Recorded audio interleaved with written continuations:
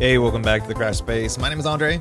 Thanks so much for tuning in. Hey, welcome. It's a Friday afternoon. It's the 18th of April, 2025.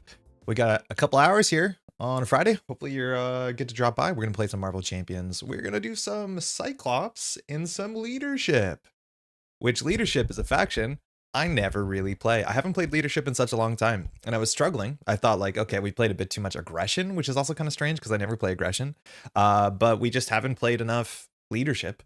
And so I'm trying to figure out what's a leadership deck that's actually kind of interesting. And this is what we come up with. It's entirely untested, as much as I have no doubt there's a bunch of decks like this up on Marvel CDB, and we'll tell you what we're doing here as we're going to dive into a bit of another box that I haven't played as much as some of the others, the Mad Titan Shadow. That's the box with like Thanos in it, who is not even the final villain. A bit of a spoilers there. But it's a box that I think I've only played the campaign maybe half a dozen times compared to some of the other boxes, which I've played a heck of a lot more than that. Hopefully you're doing well. We're going to dive into it and explain what we're doing in the Cyclops decks, which is entirely untested. All right. We'll start here. This is Cyclops. Optic Blast is the ability. This ability is probably going to be okay. We have a 2 thwart, 2 defense, which is totally fine. 10 health is a bit on the squishy side. 1 attack. We're going to use a lot of our allies to do the attacking because this is an ally-based deck, as most leadership decks are. I struggle to play leadership decks because I think one of the inherent things with Marvel Champions in general is that leadership is a bit cracked. And that's just because allies are just such a good proposition when it comes to like what you get for the money you spend or the resources you spend. Once a leadership ally comes down, right, not only can that do something, not only does it have enter play text, but then you can block an attack. And so it basically gives you an effect, gives you stats, and then basically stops an activation, which is a very powerful ability. And so it's really easy to build a deck that just has like an absurd amount of allies. And then unless specifically the encounter punishes you for like chump blocking with allies, you really can do just a lot. It's just a lot of absurd tempo. Hey, Joel, how's it going? Welcome to the stream. Hopefully your Friday's been good. So for that reason, I don't play a lot of leadership, but this deck is going to do something slightly different. Now, Cyclops' ability we were talking about, we can spend a resource to deal 3 damage to an enemy with an upgrade attached. Now, this deck can produce upgrades, not as efficiently or as consistently as somebody like Nightcrawler or somebody like Iceman that came out a bit later in the X-Men type cycles and the whole X-Men saga. But we do have an ability on the backside if we look at Scott Summers' text. 1 second. This is our alter ego. No, that's a different Scott. Other Scott. This Scott says, firstly, we have a deck building, kind of not a restriction, but a benefit, is that we can play X-Men allies from any aspect in your deck. Generally, when you do deck building in Marvel Champions, you pick one aspect, and then your deck has your hero cards, all 15 of those. Your deck also will have cards from the basic aspect, if that's considered an aspect, I think it is. And then you can pick one aspect, and that's what your deck is made out of. So notably, we picked leadership as our aspect, but that does not stop us from playing X-Men characters from every other aspect. And we do have X-Men characters from every aspect besides protection. We chose not to play protection. Oh, I don't have my pedal. I have to grab my pedal. Give me 1 second. I'll get that in a second. Yo, PMK, how's it going? Welcome to the stream. The other ability we have is when we're in alter ego, we can spend an action to search our deck for a tactic upgrade and add it to your hand, which means as long as we're bouncing back and forward, and maybe we can't do that as consistently as this deck as you can in some. In fact, I originally wanted to build a Scott Summers deck that didn't leave Scott Summers, and just from the background from whatever the computer he's at here gets to control an army of X-Men to be able to do all his bidding for him, but we're not exactly that. I feel like that sort of deck gets a bit ugly because a lot of the cool X-Men things are hero actions, so you do have an incentive to flip up, let alone a whole bunch of Scott Summers kit cares about being in hero mode, as most heroes do. So we decided to go with something slightly different. My day is good, finishing up work soon. Yeah, Friday at 3 p.m. is like the perfect time to just like check out, hopefully, if things are going okay. Sick, let's talk about the deck. Hold on, I forgot to put the pedal underneath me. Let me move the pedal so we have the camera.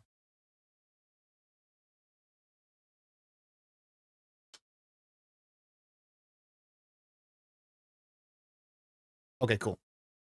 So enhance. The pedal's not working? Okay, enhance works. Okay, so let's go over the deck. Firstly, we have all of these. We have 15 cards for our hero mode. These cards basically focus on, I think, 2 large themes. We have Phoenix. Phoenix is our ally, our unique ally. Phoenix is not bad. Notably, what we're going to do with our deck is we're going to be bouncing and replaying and constantly replaying all of our allies. So we basically only want allies in our deck that have a when enter play text like Phoenix. So after Phoenix enters play, we can choose a Cyclops card in your discard pile and add it to your hand. Not only does that give you a resource back, so Phoenix's functionally only costs 2 resources, but we also have these really good upgrades that we benefit off of having on the table, and they have good effect, and they're really cheap, but they don't last very long. So being able to replay these and have a bit of a toolbox is a really big thing here. We have a Ruby Quartz Visor. Mind you, I don't play a lot of Cyclops too, so we're going to figure out some of these play patterns together. This generates an energy resource to use our Optic Blast ability, which does 3 damage to somebody with an upgrade. This card is not necessary, but it is definitely a nice thing if you're staying in hero mode. It's fine. It's not super great. This is a really fascinating card, and unfortunately, the majority of the interesting text on this card matters most if you're playing multiplayer, because it says that you always take the first turn during the player phase, which can be very useful, so you can set up your upgrades, and then player 2 and player 3 goes. There will still technically be a first player token, but this card is really interesting because it does allow you to kind of get good value from being the commander at the table. Now, if you're playing solo, obviously that doesn't matter, but each Cyclops upgrade attached to a minion loses the temporary keyword. So there's a new keyword in this set called temporary, which says this is an upgrade that attaches to a minion, but at the end of the phase, or at the end of the round, I'm pretty sure, I'd have to double check, it gets discarded. I think it's the end of the round is my guess. And this just means that that's not the case. I don't think this is huge, not a very important card, but in multiplayer, it's pretty sick. Then we get to our upgrades. We have 6 of these. Again, very important to remember how many we have. It's 2 copies of 3 different upgrades, and they all get to be attached to enemies. So we have Exploit Weakness, as I misspelled it. You attach it to an enemy, it has temporary, and increases the amount of damage each attached enemy takes from each attack by 1. That's really nice, because if we're playing a lot of allies will attack for 1 and 2, and then if we do like 4 or 5 different attacks in a turn, that is going to add up a lot. Technically, if you do one big attack, like a swinging web kick, you're losing a lot of value, but a lot of small attacks works out really well with this. There's a lot of heroes that can really pop off with this. If I'm not mistaken, if you get to play, what's it called? War Machine, and then you have the machine gun that does a lot of small attacks, like this is just an absurd amount of damage. Very, very quite good. Hey, Maxio, I'm doing well. Hey, happy Friday. Hopefully you're enjoying your Friday too. We also have Practice Defense. This one's not bad. If you want to tech more into protection, this gets a bit better, but you can attach it to an enemy, a minion, or a villain, and attached enemy gets -1 attack. That's not bad. Now it's temporary, so it's not going to stay on the villain for like more than 1 turn. You can make it stay on technically you can make it stay on a minion forever, and there's a lot of minions that have 1 attack, so you can make that functionally a 0 attack, and you can actually build a deck around that cares about having minions engage with you to do cool things. A unique effect, and there are protection upgrades or protection tactic upgrades that you can play if you're just playing protection that do the same thing. I think this is my favorite one. I think it's most people's favorite ones.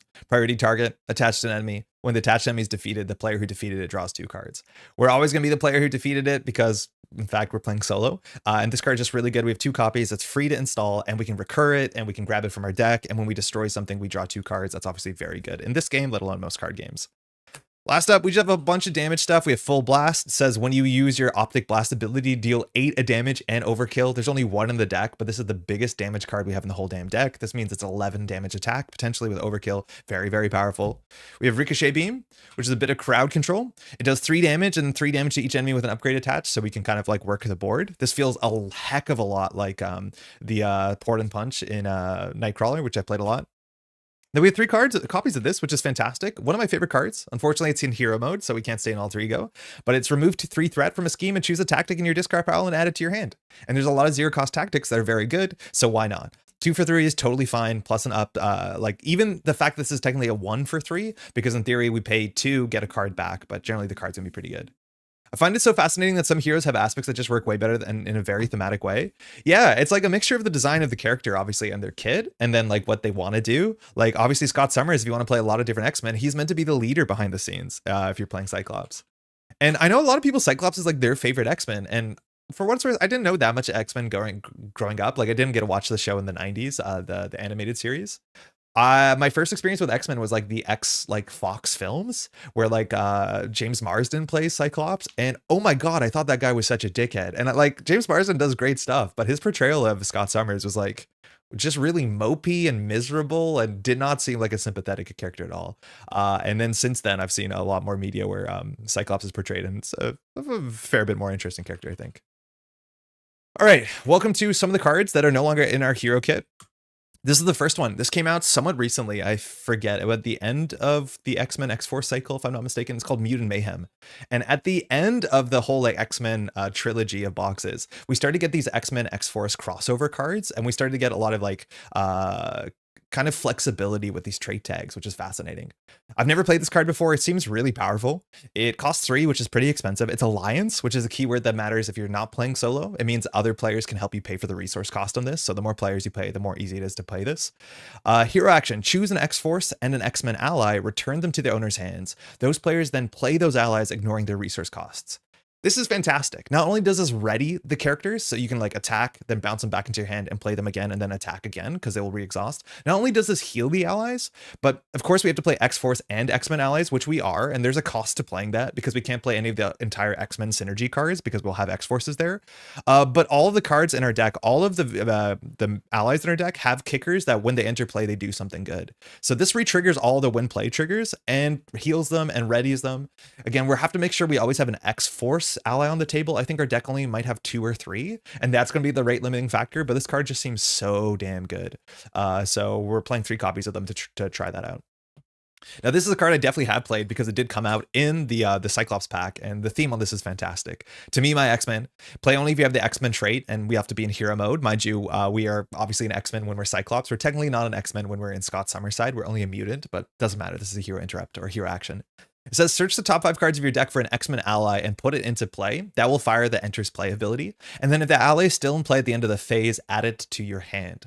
Now that is actually after you redraw back up to your hand size. So if we have a 5 hand size on the hero, after we return the ally back into our hand, we'll have 6 hand size, which not only gives us an ally we can play again next turn and trigger the when it enters play ability, but we technically have another resource in our hand.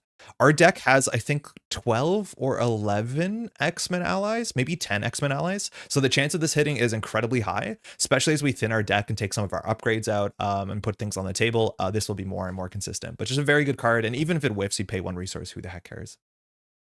I haven't played much of the X-Men characters, but I've always been interested in how the 2 halves of Cyclops' theme synergize. Having a custom build ally team to help you pop your upgrades. It's really weird. And like, that's a notable thing about Cyclops. It does feel like there's 2 kind of dueling themes built into his kit. One of them is all about the tactics and the upgrades and the attachments, and then the other is about having your team behind you. And there's also a lot of upgrades in the game that attach to X-Men that boost them, like the X-Men suit and the X-Men training, and then you can do the sort of like mutant education and whatever the one that is recurs upgrades, I forget the name. And you can do that, and you can be the master at the mansion who's just sending people out on journeys and pulling people in with Cerebro. And that's actually really kind of cool, but you do have to pop up every once in a while to like pop off and blast people with like that targeted 11 damage overkill, which is pretty dang cool. But yeah, I feel like there's a lot of flexibility in Scott. The X-Men allies have been like generally very, very good, much more consistent than some of the earlier allies we've seen printed. So you can't go wrong with either build, but I do like attachments. I think attachments are really fun in this game. All right, one of the newest X-Men printed. This is Kid Omega, I believe came from the Magneto box, or Magneto hero pack. After Kid Omega enters play, and it's very cheap to play this, the stats are really good. 2 health is a bit low, but 2 attack, 2 thwart. Either spend an energy resource to deal damage to every enemy, or spend a mental resource to remove 1 threat from every scheme. This is, again, where you see how the idea of this deck works, is we'll get this with To Me, My X-Men, we'll bounce it back to our hand with Mutant Mayhem, and we can play Kid Omega like 2 or 3 times in 2 turns. It's very, very cool. We have Beast. Beast is a pretty good card. When you play this, you can search your deck and discard pile for a resource card, add it to your hand. We have resource cards that generate 2 resources, so Beast is functionally only a 2-cost ally with great stats, and every time we play this or bounce this, we basically get a free resource. We are running 1 extra resource that's a bit board dependent to be even better with Beast, but on the basic case, we'll just grab a Genius and Energy or a Might, which is fantastic. Pixie, she's super cheap. Comes into play. After you play Pixie, you can search your X-Men ally from your discard pile, add it to your hand. That could be a card you can play. Also can just be a +1 resource, fine. And this is one of our big X-Force cards. So we have to have enough X-Force cards because of Mutant Mayhem. And it says, after Caliban enters play, discard cards from the top of your deck until an X-Factor, which we have none, X-Force or X-Men ally is discarded, add that ally to your hand. Now we want to keep Caliban on the table because we always want to have at least 1 X-Force in play, and Caliban is one of our 2 options, I think. But the stat line on Caliban is totally fine. And another thing that whenever we play it, it functionally draws a card, which is really quite good. Psylocke, I feel like I played Psylocke in every aggression deck I've played since, when did this come out? 2022. Very good, gives you confused, which means we can hop down. We have some okay alter ego things to do, but Psylocke is just very good, either as like that attack, we can refill the psionic counters when we bounce her back to her hand. And while playing Psylocke is going to be expensive at 4, the idea is that if we never defeat Psylocke, we can always return her back to hand with Mutant Mayhem and have constant thwarting, or sorry, constant confuse, because the psionic counters get refilled whenever she's replayed. Sunfire, cheap. Totally fine, get some damage, which is pretty good. And after you play Sunfire, spend an energy resource to discard an attachment that you can discard. Glob, also relatively new. I've been playing a fair bit of Glob. Glob's okay. After Glob enters play, deal 2 damage to an enemy with an upgrade attached, and we're good at generating upgrades, so why the heck not? Our deck is functionally 42 cards, which I feel like the last couple decks I've played have all been 42 cards, and I convinced myself that's fine. In theory, a 40 card deck is more consistent at getting some of your key pieces, but we don't have that many key engine pieces in this deck, so I don't care too much. But I think Glob probably can get cut to go down to 41.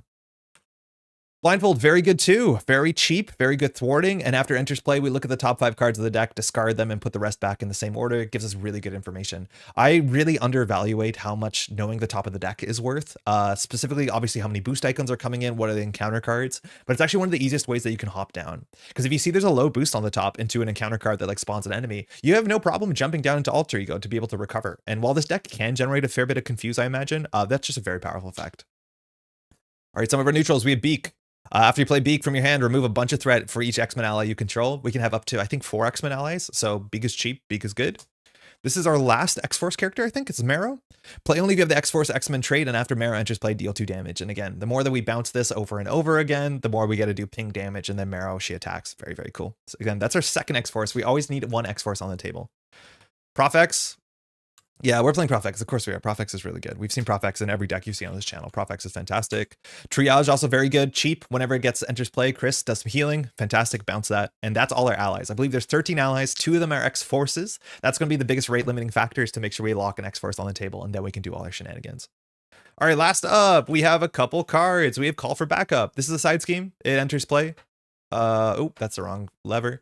And when we defeat it, we can go get an ally and put it into play, which means we can go get our Caliban, we can go get our any of our X-Force characters, we can go get Beast. It's obviously very flexible. We're playing the X-Jet because it's good. It's a bit expensive, but it gets a wild resource a turn. In theory, Cyclops needs a wild resource, or likes a wild resource to do that energy blasting thing. We have team building exercise, which we can exhaust to install a card. Technically, we have the art with the X-Men on it. We can install a card that shares a trait with us, and we have a lot of X-Men, so why the heck not? We have the Triskelion. This one is a bit outside theme, but this gives us another ally slot, and we like having another ally slot. You can only have up to 3 allies. Now we'll have up to 4. Utopia. This card is busted with X-Men allies. Unfortunately, we don't get the full synergy package with this, because this says if all of your allies have the X-Men trait, increase your ally limit by 1. So we could have 5 allies. The thing is, the deck we're building, or the deck we're playing, needs to play X-Force allies, so we're not going to hit that top line of the trade, which is still okay. Because the response is still very good. After an X-Men ally enters play, exhaust Utopia to ready an X-Men character. So that can ready us, but obviously that can ready another ally. And if we're replaying a lot of allies, we're bouncing a lot of allies, this should trigger every single turn. Finally, we have our 3 resource types, Energy, Strength, Genius, no surprise there, and we have 1 copy of Band Together. And I'm only playing 1 copy because this card on turn 1 generates no resources, but maybe in the mid game it can generate 3 resources because it generates a resource for each ally you control. And this is the card that we'll probably grab with Beast, because once we play Beast and hopefully have another ally, technically this is as good as having an Energy, Genius, or Strength, but in theory could pay off more if we have 3 or 4 allies in play with the Triskelion. So that's what we're doing. Do you think about certain allies being gated behind requiring the X-Men trait? What do you think about certain allies? I think it's good. I think there's a problem with this game where allies are just inherently too good. And so limiting how allies are, like which allies you can play, and also limiting, oh, hey, Nanako, limiting having scenarios that punish you for chump blocking with allies. I think we've seen a bunch more of that in the last couple of years. I think it's interesting. I think a lot of people who play this game, Marvel Champions, will go out their way to actually like build decks to have some sort of thematic resonance to them. Like they won't, put Nick Fury in their Cyclops deck because they're like, that doesn't make a lot of sense. And so I think that already naturally happens with like some sort of self-selection, but I don't mind it. I like the trait lock stuff. I think it makes decks feel more interesting, more unique. Am I going to play Nick Fury and Prof X in every deck? Yeah, probably. Would it have been better if they were locked by like Avengers or Shield or X-Men? Arguably, maybe it would force me to interact with more of the card pool. So I kind of like it. I think caring about traits is a very interesting part of this game. And I really like what they did where they printed like X Factor, X-Men, X-Force, and then the last like box that they put out really tied all of them together, or the last couple packs. I don't mind it. Cool. That being said, right? If you don't care about that sort of stuff, I don't know. Some things are strange too, like Scott Summers. There's a couple, I think, characters that really scale well the bigger your collection is, which obviously people with big collections of cards really like that. I think Scott Summers is totally playable with a small collection, but it's like anytime a new X-Men ally came out, you're like, oh, can Scott play that? How well can Scott play that? And that's always a bit of fun. All right, we're going to start here. We're playing against Ebony Maw. We're going to go through the Mad Titan Shadow. We're actually going to play campaign mode, which I think the campaign mode in Mad Titan Shadow is actually pretty reasonable. Yo, Winning Hand, how's it going? Are you coming to the Con of Heroes? Hey, how's it going? I saw your comment on the last live stream. I need to respond to it. I've been watching your stuff with you and villain have been doing like the worst cards, and I've been really enjoying that series. Am I coming to the Con of Heroes? No, I'm assuming Con of Heroes is in Minnesota. That's my guess. Right now, as a Canadian, it's just kind of like a faux pas to travel to America, based off of a lot of like political things going on. So like, I don't see myself traveling to America for this year. I don't honestly know what it will take to change, but like American travel is just kind of off limits for a lot of Canadian folks. I understand that's a bit of a bummer, but it is what it is. Okay, let's look at the other stuff. Let me clean up my space a bit, and we'll go from here. Thanks, man. Yeah, it's in Minnesota the first weekend of May. I have spent a fair bit of time at the game center, if that's where it is, going to like, I play Netrunner, so I've been to a bunch of FFG Netrunner World Championships back in the day, but yeah, unfortunately not for a bit. Totally understand that, sadly. Yeah, it is what it is. Like, it's not great. There's a lot of games that I participate in that have fantastic organized play stuff going on across the board, and this year is just kind of like all the brakes have been pulled. It sucks. What do people do? Like, I've never been to a convention like Con of Heroes. I've never been to like the Lord of the Rings equivalent. Like, I imagine people just hang out and play like social stuff. It's like, I've been more where it's like an organized play thing where you go and it's like, oh, you're playing Swiss tournaments for a while. You can hang out and do other stuff. But I've never gone when it's, you know, something like this that obviously is less competitively structured. If you're on Discord, hit me up. Would love to chat and maybe collab someday. Oh, that's very kind. Yeah, I'm definitely on Discord. I'm not like super plugged into a lot of the Marvel Champions like community Discords and stuff like that, but I can definitely look into it. That's very kind. All right, what are we doing? We're doing Attack on Nowhere. We're doing Ebony Maw. So for those who don't know, we're playing the Mad Titan Shadow. That's this box. It was the third box released. I think this corresponded probably with the Marvel Cinematic Universe that was like, you know, doing the Thanos Power Stone, Power Glove stuff. So I imagine this was pretty hype. The two heroes that came in this box, I don't think were as universally loved. The two heroes were Spectrum, which we played, I think, 2 weeks ago and was kind of a disaster, and Adam Warlock, which seemed a bit niche. But the box itself and the themes and the idea and the whole Infinity Stone thing, the gauntlet, I imagine was like a pretty big deal when it came out. I picked it up years later. I've only been playing Marvel Champions for like 2 or 3 years, it feels like. So I never was there when it just came out, but I do think it's a pretty great box. The last box that came out before that was incredibly difficult. It was one of the most difficult products that Marvel Champions had put out. The box before that one was too easy, and this one I feel like has got a bit more to the middle ground. I do think Scenario 3 and Scenario 5 are pretty big jumps up in difficulty. Scenario 1 is a pretty good introduction scenario. It's not too difficult. It has a fun mechanic, but it's like, you know, you can catch your breath. Scenario 2 has a bit of an interesting structure. Scenario 3 is a pretty slog of a boss. Scenario 4 is one of the most interesting designed scenarios where you're fighting against Hela. And then Scenario 5, not my favorite, where you're playing against, spoilers, you're fighting against Loki. That one feels like a bit of a slog, and I feel like isn't trickster enough for me, but we'll get there. Loving the channel, by the way. Awesome gameplay. Thank you. That's very kind.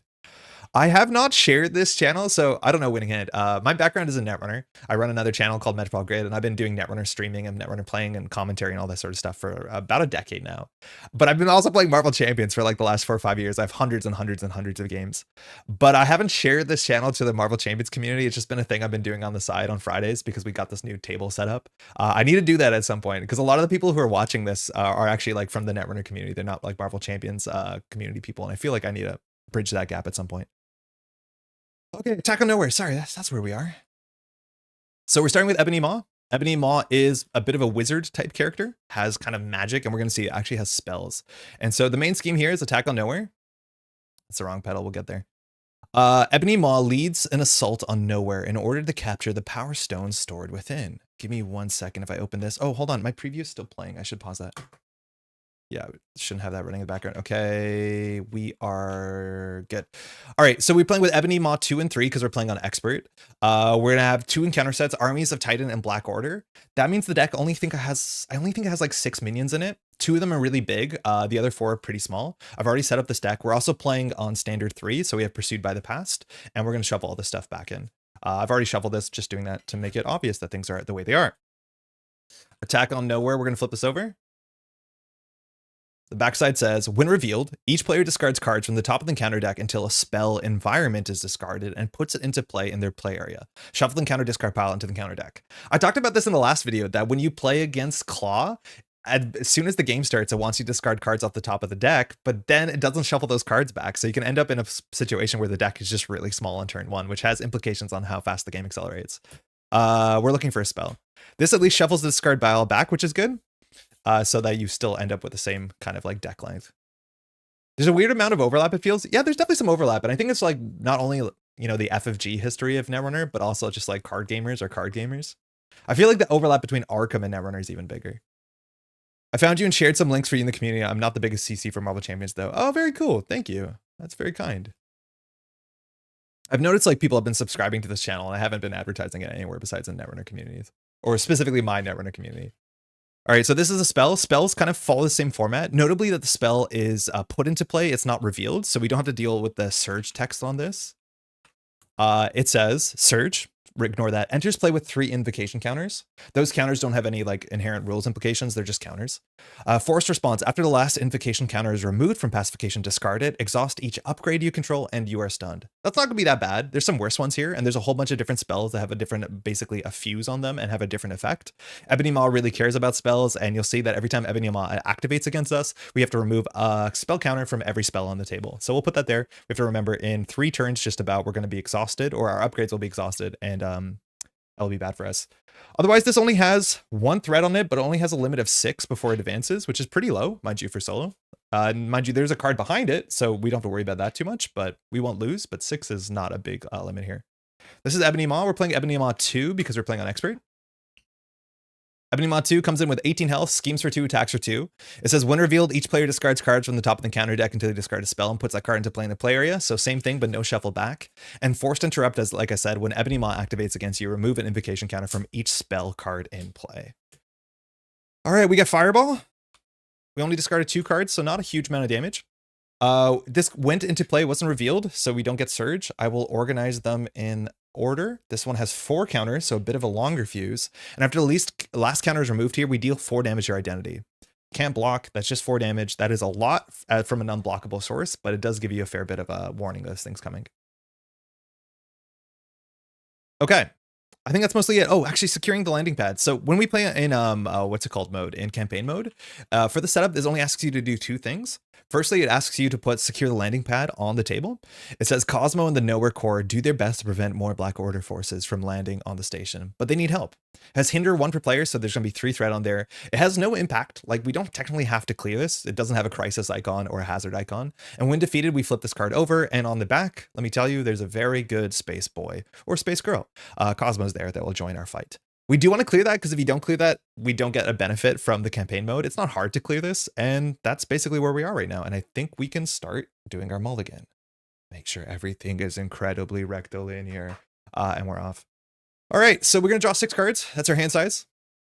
Again, we are Scott Summers, not Scott Lang, and I looked at the bottom of the deck, shouldn't do that. Yo, Cody, how's it going? Happy to catch you live over here. How's your Friday been? Cody, I don't know if you're still, I imagine you're still playing Netrunner. I don't know if you're planning to come in for cons. It might be a nice little travel. I know folks from Ontario obviously coming. Be great to see you. All right, 6 cards here. Let me just move my camera. Sorry, once we get ready, we'll start rolling. I just have to, I'm on a small enough monitor here, so I have to just juggle everything so everything's visible. Okay, that's good. All right, 6 cards. Energy. That's a great keep. Means we can play just about anything we want on turn 1. Can't feel bad about that. We have Professor X. Now, Professor X, as you know, does a little confuse.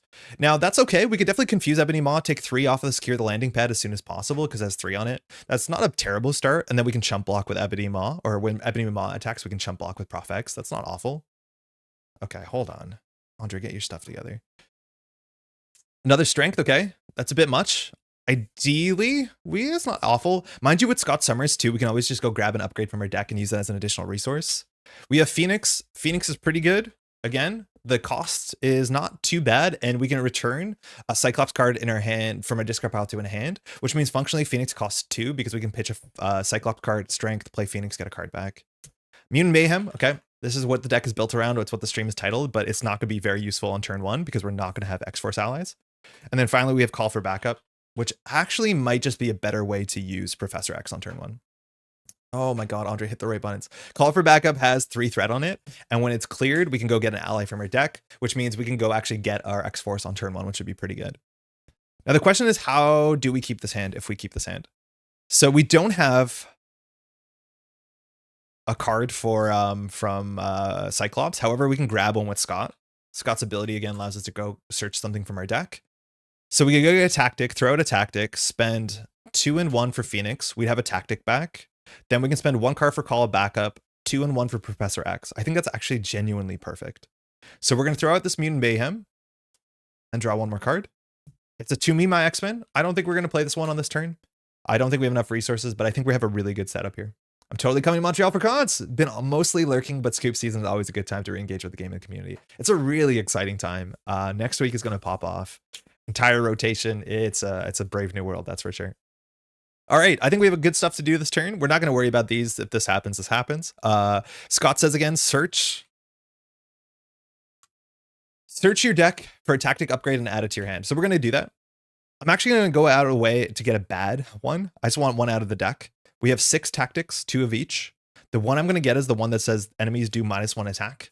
I don't think this is really that good, honestly.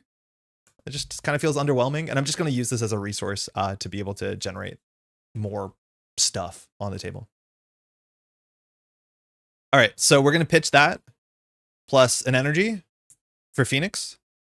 After Phoenix enters play, search your add a Cyclops card from your discard pile to your hand. So that's why we'll go grab back our practice defense. She has 3 health. Next, we're going to switch 1, 2, and practice defense again for Professor X. After Professor X enters play, we're just going to go ahead and confuse Ebony Maw. Also has 3 health, and we'll block with Professor X because Professor X only lasts 1 round. That gives us these 2 cards. So I'm going to use 2 Me My X-Men to play Call for Backup. When this is cleared, we can search our deck and discard pile for an ally and put it into play. So now we'll flip it with Scott into Cyclops. Again, just to go over it, Cyclops has 2/1/2, which is not a bad stat line at all. We can always spend a resource of any type to deal 3 damage to an enemy with an upgrade attached. That's fine. We don't need to do that. We don't have upgrades. So Professor X will exhaust to take 3 off Call for Backup. We will put this in the victory display, and we'll search our deck for an ally and put it into play. So we could technically go for the most expensive ally we have. We could go for a Psylocke, for instance. Having 3 allies on turn 1 is pretty great. I think we probably just want to go for, because we have 2 more Mutant Mayhems in the deck, we might just want to go for Caliban. We don't have to fire Caliban's ability. I don't think it's forced, but it might just be good to get our X-Force on the table as soon as possible, because then we can do Mutant Mayhem over and over again, bouncing Phoenix back and forward. So yeah, we'll just put Caliban into play. Notably, the text on the thing that we played on Call for Backup says, each player may search the deck and discard player for an ally and put it into play. And the text on Caliban says, after Caliban enters play. There is technically like a very important differentiation between put into play, enters play, and is played, or is played from hand, I think. I'm pretty sure all of our characters will work on this. I'm not going to fire Caliban's ability here because we have no reason to rip through our deck. And if we draw a card, it's like, whatever. We're going to have 1 extra card in hand. We have no way to use a resource, so that's totally fine. We also can attack with Caliban, because even if a Caliban's on 1 health, we can just bounce Caliban back to our hand with Mutant Mayhem, and we'll be back up to full health. All right, if that's the case, are we going to work on the landing pad? I think I can slowly. So I'll thwart for 2. Caliban's better attacking, so Caliban will attack for 2, and Phoenix will attack for 2. So that puts Ebony Maw down to 14. Nice. And we'll just ready. This should be on us. This should be on us, and we'll draw 5 cards. Okay. We got Blindfold. Very cheap. Again, we only have 3 ally slots, so if we draw too many allies, this will be a bit awkward. Hopefully we get the Triskelion. We have Beak. Talk about too many allies. We have 2 Me My X-Men. Talk about too many allies. Glob. Oh my god, we have too many allies. And then Psylocke. I feel like we have too many allies. Maybe we should play fewer allies. I'm not sure. We'll figure it out. Attack on Nowhere goes up to 2. Ebony Maw is going to attack us for 2 and a card. And again, Ebony Maw's text says, when Ebony Maw activates against you, remove an invocation counter from each spell. So this goes down to 3, this goes down to 2. And Ebony Maw is attacking for 2 and a card. We'll block with Prof X, because Prof X disappears at the end of the round anyways. Boost. Security Breach. This is the card that we added from campaign mode. So it just has 2 boost icons. And that is going to defeat Professor X, taking 4 damage. Our encounter card is Channeling Trance. Remove 1 invocation from each spell counter. That is an effect that can happen more often than not. So you always have to be prepared that you can remove 2 in a turn, either if we get a double activate or if we get a card like this. If you have no spell environment in play, discard, search. Okay, I put that. So it gets a card if we don't have a card, but that's not too bad. So that means next turn pacification is going to fire off. We don't care so much. It says after the last invocation counter is removed, exhaust each upgrade you control and stun yourself. We don't attack that much. We have no upgrades, so that's totally fine. We have 1 ally slot we can play here. That's it. So I'm assuming we'll just play the most expensive card, which will be Psylocke. Ebony Maw is confused, so it's a nice time to flip down here. I think that's no problem. But I think here we'll just play for 4 with Psylocke. We can use Cyclops to go grab an upgrade. I don't think we have a huge reason to do that, because we're not going to attach anything to Ebony Maw because none of them are permanent. I feel like we just play Psylocke here. Yeah. I'm pretty sure Secure the Landing Pad gives us Cosmo. I'm not sure if Cosmo takes up an ally slot. She might. But I think that's all we're going to do is we'll just thwart this. We'll attack for 4. Yeah, that's probably fine. So I'll play Psylocke for 4. Feel like that's the easiest way to use our whole hand here. Now, mind you, you can always install more allies and just trash existing allies. I don't think we need to. And Psylocke enters play with 2 psionic counters. When Psylocke attacks, you can choose to remove a counter to firstly do 1 instance of damage and then also confuse, which is really quite good. Not only on taking toughness off, but also just getting some confuses then. Cyclops will exhaust. Clear that. Caliban will attack for 2. Phoenix will attack for 2. I guess those are our 2 bounce targets, so the villain goes down to 10. We'll flip down because of the confuse, and unfortunately we're not going to use Scott Summers' text here because we just don't have a reason to. We technically could actually use Scott Summers' text to go grab a bad card out of the deck. Cosmo does not take an ally slot. Jason, how's it going? Oh, sick. That's really good to know. We're not really in a rush to clear that, but that's good to keep in mind. We're not going to attack with Psylocke because we want to use the ability on it. So in theory here, we could go search our deck for a tactic and just take it out of our deck, which like seems a bit absurd, but I'm going to do that because I feel like one of these is not a very good card. So, oh, actually, no, we could have flipped down to grab exploit weakness, but then we wouldn't have enough resources. So I'm just going to draw this to my hand just because I want to discard it because I don't want to draw it. We still have 4 tactics in our deck, so it's not like Scott Summers' ability is not going to fire. It's the space. Brennan, how's it going? Man, Moth quote today was really, really good. Making lunch can't join. It's all right. We'll see you in the VOD maybe. I don't know if you got into your Marvel Champion stuff yet. Good man, how are you? I'm doing good. It's a Friday. I'm a bit busy. I'm a bit stressed. Got to do a lot of video stuff this weekend and I'm behind on it. In theory, this stream is irresponsible, but I said I'd do it and it's always fun. So we'll do it. I'm just going to discard this. We can attach it to the villain. Doesn't do anything. Cyclops Mutant Mayhem's a lot of fun. I haven't played Mutant Mayhem. I haven't played Cyclops in such a long time. Now that like the X-Men, ally pool is as big as it is. So I'm pretty stoked for it. All right, Utopia, that's good to get. X-Jet, okay, hold on. Who shuffled this deck? Ricochet Beam, so a bit of bouncing damage, that's fine. Sunfire for taking off attachments. Bye, Nanako the cat. We have another Ricochet Beam, very ugly hands, and a Tactical Brilliance, which removes 3 threat, which might not line up, and we can get a tactic card from our discard pile and add it to our hand. Not a great hand, honestly. We'll probably just end up playing Utopia in the X-Jet, or probably just, playing Utopia X-Jet and just kind of holding on, because not too much is going on right now. We'll add 1 here. Ebony Maw would activate, but is confused, which means that the activation doesn't go off, so we don't take counters off of this. It wouldn't have been a bad time to take a counter off that, and we get nowhere safe. Oh shit, this has Surge, if I'm not mistaken. Imagine Andre playing a game of Marvel Champions and not having an upgrader or support installed this late. It actually was strictly correct to put this on the villain, because then we could have discarded it here. Place 1 pursuit counter pursued by the past, then if it has any counters, discard an upgrader support you control. Oh, okay, so this one doesn't have Surge the way that the other one does. So actually, no, this doesn't matter. But in theory, it was correct to attach the upgrade just for this. That's really funny. All right, so we put 1 counter on pursued by past. Our nemesis is Mr. Sinister, who is like medium bad, not the worst. That's okay. Irresponsible Marvel Champion streamers are the best. Also, hey, thanks for streaming. Those health counters are awesome. Dang, thank you. Glad you like them, on dear. Welcome to the stream. They've been working pretty well. I'm pretty sure that like I need to do something above the text, the space here on Ebony Maw. Oh, sorry. Here, this feels like an empty space. I don't know whether I should put a picture of Ebony Maw. I feel like tracking the threat on this is like too much work because you have to track the amount of threat and the limit. So hopefully that's good enough. Seems like a good deck for a setup round. Yeah, this seems like a good setup round. I just think we have to flip up and then we eat the pacification. We'll be fine. We could also like use Phoenix. Oh, we can just set up with Psylocke. No, we're totally fine. All right, so we're gonna spend 1, 2. Oh no, we're gonna have a problem. We have to flip up because we want to use the X-Jet resource. So I guess we're gonna use Scott Summers' ability to go grab a bad tactic again. I will grab priority target. Wait, because if we do 2, 3 for the X-Jet, we can't use the X-Jet because X-Jet only generates a resource for an X-Men, and currently we're not X-Men. But then we could use this plus the card we get from Scott. So Scott is going to get a tactic. I think we're just going to get a bad tactic. The problem is we took out our worst tactics so far. So it's either the one that does extra damage or the one that draws cards when you defeat a thing.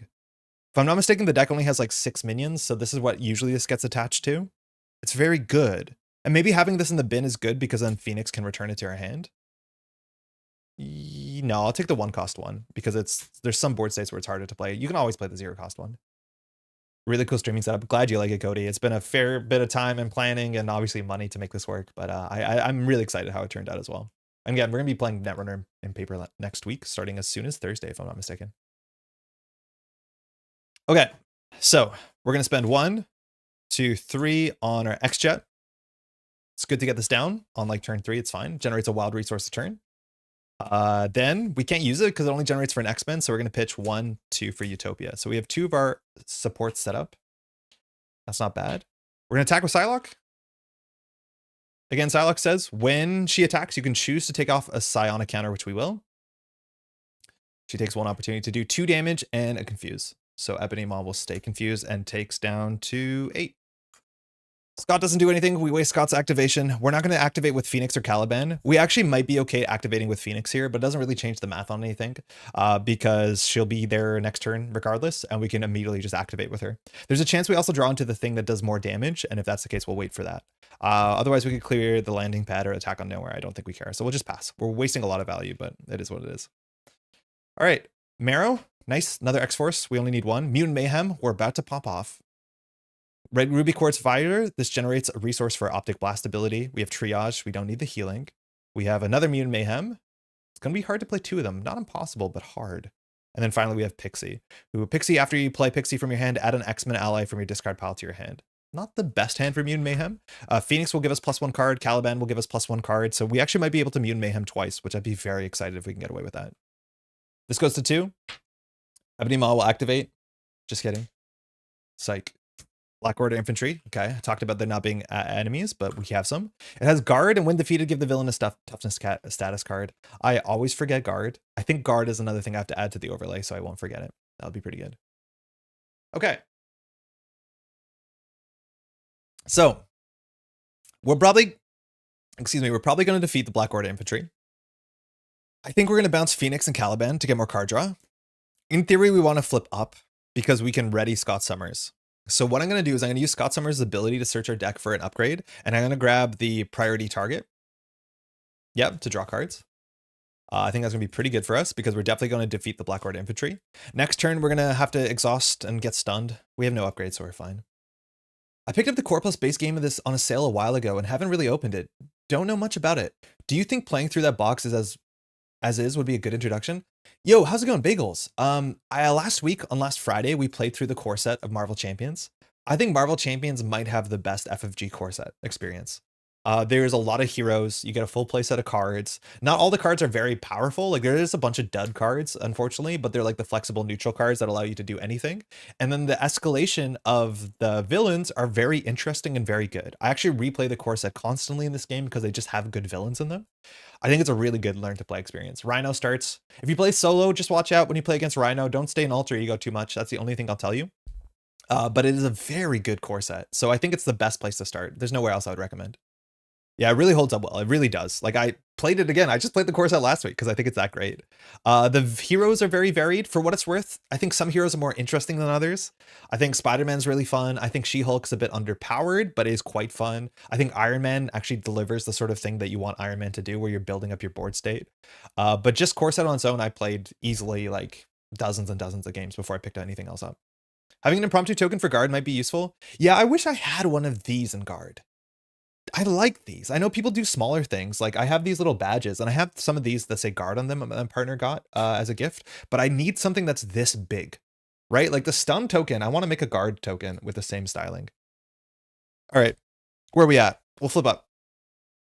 Scott will attack for, Cyclops attacks for 1? Yeah. Okay, I guess we'll just use Cyclops to thwart this. Okay, so let's do our first Mutant Mayhem. So we will throw out Triage, Ruby Quartz Visor, and Pixie for Mutant Mayhem. So what Mutant Mayhem says, I should have wrote more words. Choose an X-Force ally and X-Men ally and return them to the owner's hand. So I'll return these 2 and then replay those allies ignoring resource costs. So this goes to 3. This goes to 3. Utopia says I can ready another X-Men or X ally. So I'll ready Cyclops, I guess. And then they fire their abilities. After Phoenix enters play, choose a Cyclops card in your discard pile and add it to your hand. I think I'll just take max 1 per enemy. They saw us coming. They did see us coming. Okay, I'll just grab the cheap 0-coster. We're probably going to use it for a resource. And then Caliban says, after Caliban enters play, discard cards from the top of your deck until X Factor, X Force, or X-Men allies discarded. So until we find an ally, we got Beast. Sick. That's a card that we want to bounce. All right, so it healed them, it refreshed them, it readied us, and it drew 2 cards. Not bad for a 3-cost card that functionally was a 1-cost card. Now, in theory, we can attack with them and just do it again, which I honestly think we're going to do. So we're going to attach priority target to Black Order Infantry. Then Phoenix is going to attack for 2. Caliban's going to attack for 2. That defeats Black Order Infantry. We no longer have a guard. When this is defeated, give the villain a tough status card. And then priority target says, when this is defeated, draw 2 cards. So we draw exploit weakness and we draw a field commander. Okay. Why not Mutant Mayhem again? Why not? I don't see any reason not to. So we'll do Mutant Mayhem one more time. I don't actually know if we have any more allies in our deck. That's a problem. Like, we might not have another ally. I think we have 13. 1, 2, 3. I'll just check the deck. It's easier, and I'll shuffle. Okay, we have 1 ally in the deck, so Caliban will definitely get an ally. We could also bounce Psylocke. I think we'll actually bounce... It's either bounce... You always have to bounce Caliban because you have to bounce an X-Force character. The question is, what's the other one you bounce? So we'll X-Jet to save 1. I don't think we're going to need to practice defense, and I don't think we're going to need Marrow. So that's 3. So we're going to return these to our hand and replay them. So Phoenix can return a card to our hand, and Caliban can discard until we get an ally. I don't think we need the ally. It means we can play Beast. That honestly is overkill. I think we have too many allies. We just need more slots. So Phoenix can grab a card. Gosh. I mean, let's get the Ruby Quartz Visor so we can like at least put it on the table. That might be fine. And Caliban, we can choose to discard cards until we get X-Men. Here we can... Oh, I wish we had the cheaper one. That's fine. So this, we can pay for 2. We can attach the... No, this is fine then. So then what we're going to do here is we're going to attack with Psylocke. We're going to use the Psionic counter and 1. So that takes the tough off.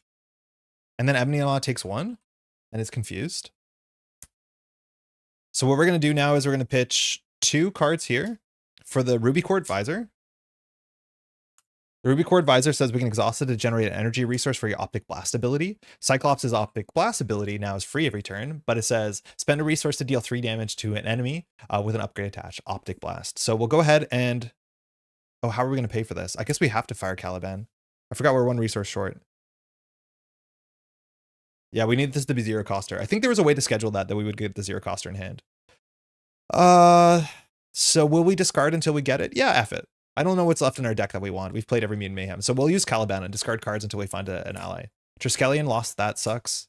Band together. Okay. We got Kid Omega. We are going to cycle through our deck, I'm pretty sure. How many cards are left? 6. So we're not going to.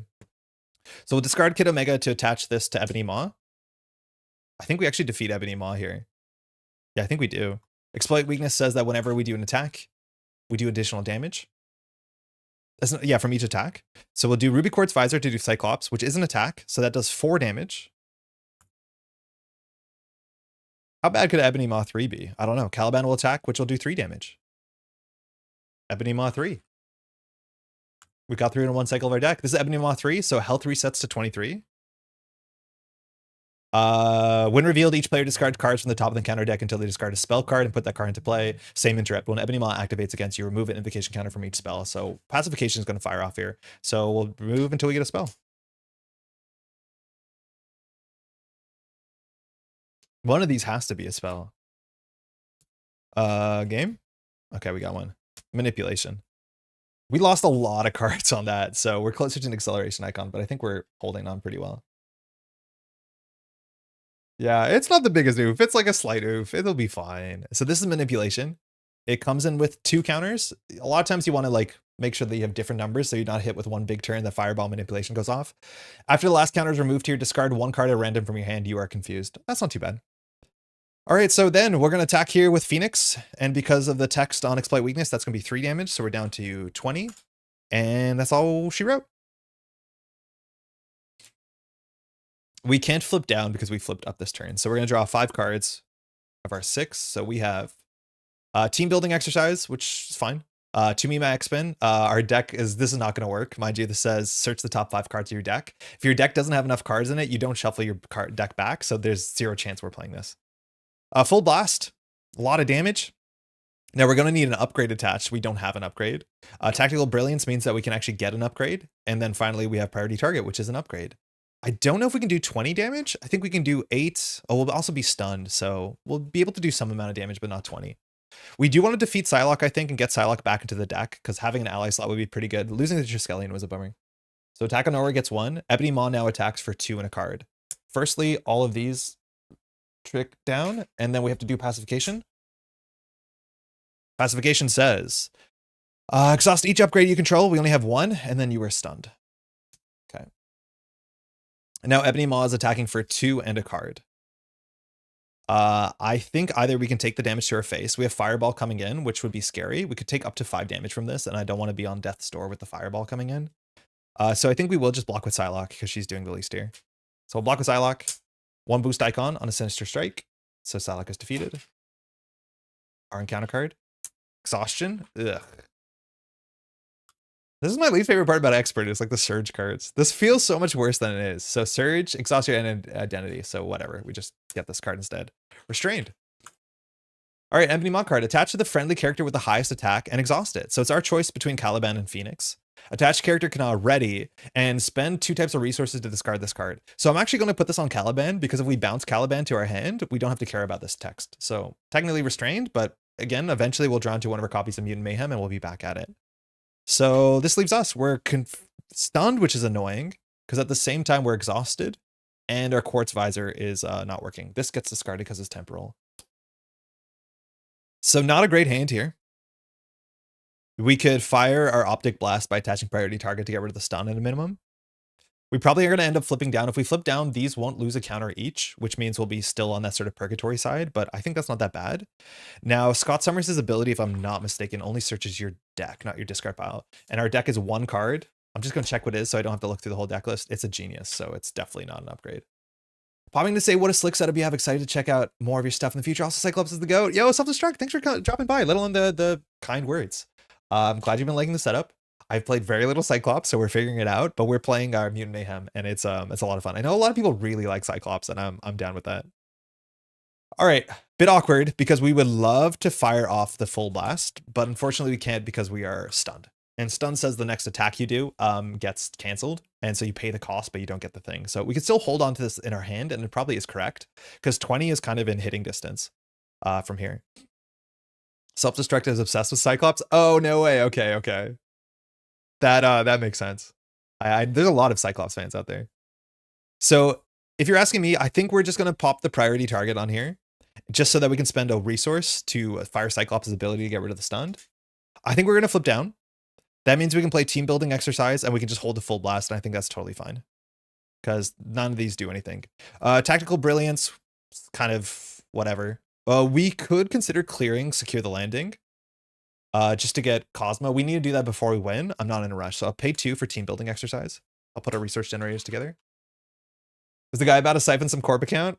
Just about. And by siphon, you mean send a big old optical laser. Yes. How's it going, Gelhar? All right, we'll flip down because we have the confuse. We don't have to recover, if anything. We could have considered taking the damage because we will flip down and recover on this turn. Phoenix will attack for 2 just to get some damage in. So we're down to 18. And Caliban, if he attacks, that's fine. He just can't ready, which I think is also okay. I think we're just going to hold. And we're going to hold on to this and draw 2 encounter cards. Cool. So we deck out. We draw a Genius. Have an encounter card waiting for us, and we'll shuffle our deck. So since I put this keyboard in my lap, I realize now I'm playing like maybe half a foot further away from the table, which means that whenever I do shuffling, it's like instead of what's normally here, it's here. And I don't know. I feel like I'm so worried about having to shuffle on camera all the time just because of, I don't know, responsibility, optics, that sort of stuff. But I now need to do it with my arms outstretched, and it feels really strange. All right. Ebony Maw, 18 health. We have 4 on the table, 5, 6, 7 from us. We have 8 more in our hand. It's likely that Ebony Maw won't survive this turn. If we draw Glob, that'd be some good damage. Dang, I wish I'd seen this was happening sooner. I recently found your channel. Enjoy your style. Hey, Wasteland Sniper, welcome. Thank you. Very, very kind. For what it's worth, we've only been streaming, like, we're 5 turns in to Ebony Maw. We're going to probably play 2 more villains today if they all go well. So you got a lot of time on a Friday. Don't worry about it. But glad you can make it. All right, we got Marrow. That's good. That's cheap damage. So quite nice. When we play this, we can do 2 damage. We get Practice Defense. Doesn't matter. It's a resource, though, and we're going to need an upgrade. We can always grab one with Scott, though. Band Together, this generates 2 to 3 resources. It generates a resource for every ally you have. So it's a really high payoff in a deck like this. Band Together. And finally, we have the Triskelion, which unfortunately is a bit too late. It gives us another ally slot, which on the last turn, this hand drew next to no damage. I guess we have Marrow, which is 4 damage. So we'll be able to do something with this. Unfortunately, Marrow is X-Force, not an X-Men, so we can't use Utopia. And using Utopia today would be really good because that's an extra 2 damage if we use... Actually, we have no one really to use it on, so maybe it wouldn't be. Okay, this goes to 2. Ebony Maw will activate. Ebony Maw is confused. 2 encounter cards. First card, Pacification. This has Surge. All the spells have Surge, so we'll have another one waiting. And this comes in with 3 counters. When this is empty, we are stunned. We just saw that last turn. Next card, Fireball. Okay, hold on. We don't have to go like this. That's another Surge. Fireball, we have one of these pending. That is, we're running out of green dice, so be reasonable, but that's 4 turns of problem. I do think there's a card that just says, like, do threat or damage equal to the amount of spells in play. So now that we have 4 spells, the fact that we've been, like, confuse locking might catch up with us. Rebel Storm. Okay, please stop giving us all the spells. I'm running out of dice. After the last invocation counter is removed, deal 2 damage to each character you control. This is the really bad one for us, because obviously that's not very good into a lot of allies. I did shuffle the deck twice. I have never surged this many cards in a single turn. I feel like we missed the surge on this one. I think we missed the surge on that one. Reactor Overload. Okay. The Maw's troops have stormed Nowhere's and engine room and set the station to overload. When revealed, each player must choose to either take 2 damage or place 2 threat here. As a Crisis icon, Crisis means that if this is in play, we can't take threat off of the main scheme. I'm going to say that we're going to win this turn, so we don't really care. I don't think we care about this. Oh my god, that was so many surges. If that's the case, I'm just going to place 2 threat here. We can always do the Cosmos scheme, which we want to, but whatever. And a Lost Visor. Oh no. So this is our obligation. Give to Scott Summers player. Search your hand, deck, discard pile, and play area for Ruby Quartz Visor and place it underneath here. So we lost our Visor. Cyclops cannot attack. Yo, that was a really bad time to draw that. We were holding on to our like 8 damage Ruby Quartz full blast shit. Okay. Exhaust Scott Summer, add Ruby Quartz Visor to your hand, and remove Lost Visor from the game. So we lost our Visor, so he has to hold his eyes. That makes sense. Forget my ignorance. This is the game with the miniatures, or that's a different FFG Marvel property? Wasteland Sniper says you're thinking of Crisis Protocol. I don't know what Crisis Protocol is, but there's definitely no miniatures in this game. All right, that started to suck suddenly. We have a whole lot of spells. A lot of spells. So what do we want to do here? How much damage do we have? So we have to exhaust Scott Summers to add Ruby Quartz Visor to your hand. There's no way that we're not doing that, because we definitely want we don't need the Visor down, but Cyclops cannot attack is a bigger problem, because we definitely need attack because we do have the full blast in hand. We just have to check how much damage we have. I'm pretty sure we're in a good spot. So it says when you use your Optic Blast, exhaust Cyclops. Oh, you have to exhaust Cyclops. Oh, that's bad. Because we have to exhaust Cyclops to get our Visor back. So yeah, we could let him scheme out this turn and assume we're not going to lose. But I'm assuming we'll just pop up and take a Fireball and a Manipulation to the face and not care. Yeah, we'll just flip up. That's a bummer. So the thing that we held on to is not actually going to work out for us. So exhaust Scott to remove this from the game. Yeah. So we'll put it with the call for backup, and we get our Quartz Visor back, which is like, we're not going to play it because spending 2 for a resource generator when the game is 2 turns left, like, doesn't make a lot of sense. Okay. We'll spend Genius on Marrow. These spells are really encroaching on our space.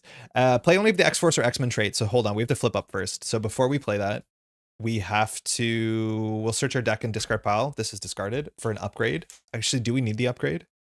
We have a cheap upgrade in our hand. That's not a bad upgrade. Yeah, this hand does stink. So I don't think we'll search the deck. We were searching the deck for an upgrade, and we're only doing this just so that we can... Actually, that upgrade's really good.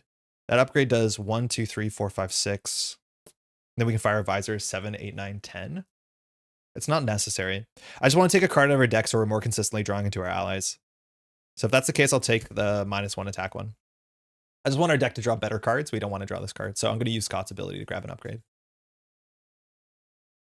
Unfortunately, we have no X-Men in our deck, so we're missing Utopia. Okay, now we'll flip up. So then we'll spend 1, 2 for Marrow. Again, after Marrow enters play, deal 2 damage to an enemy. So we're down to 16. Marrow is an X-Force, which doesn't fire Utopia, which is unfortunate. From here, we'll generate, I guess, 3 resources with Band together just to play... whatever. We'll play the Ruby Quartz Visor. We'll attach an upgrade to Ebony Maw. We'll attach the -1 attack one. This is practice defense, so it just has -1 attack. And then we'll generate a wild resource, or sorry, an energy resource to deal 3 damage to Ebony Maw using Optic Blast. So down to 13. Marrow will definitely attack for 2. So we're down to 11. We're going to hold on to this. So I think we're just going to play the Triskelion. We can't attach a practice defense here. We actually could have got the one that did additional damage. We had 1 more resource than we thought we did because I have the X-Jet. So if we grab the one that does another damage, we would actually be on, instead of 11, we've been on like 7, which I don't think makes a big difference because if the full blast goes off, we're good. So that's fine. We should have it next turn no matter what, but we did play that not perfectly efficiently. Too bad you don't have the Children of the Atom. It wouldn't be bad. We only have 1 synergy point for that, which is like, yeah, I guess actually the X-Jet doesn't matter. Do mutants get X-Men, or it's only X-Men get X-Force get... Right, like you'd have to play it on Marrow. It doesn't work, does it? I think we can save Cosmo, but we'll save Cosmo next turn because it's not massively important. I think Cosmo does attack and thwart for 2. All right, we get Blindfold, Pixie, To Me My X-Men, Triage. That's 5 cards, so no Mutant Mayhem in there, but that's okay. This goes to 3. Ebony Maw is going to attack for 2 and a card.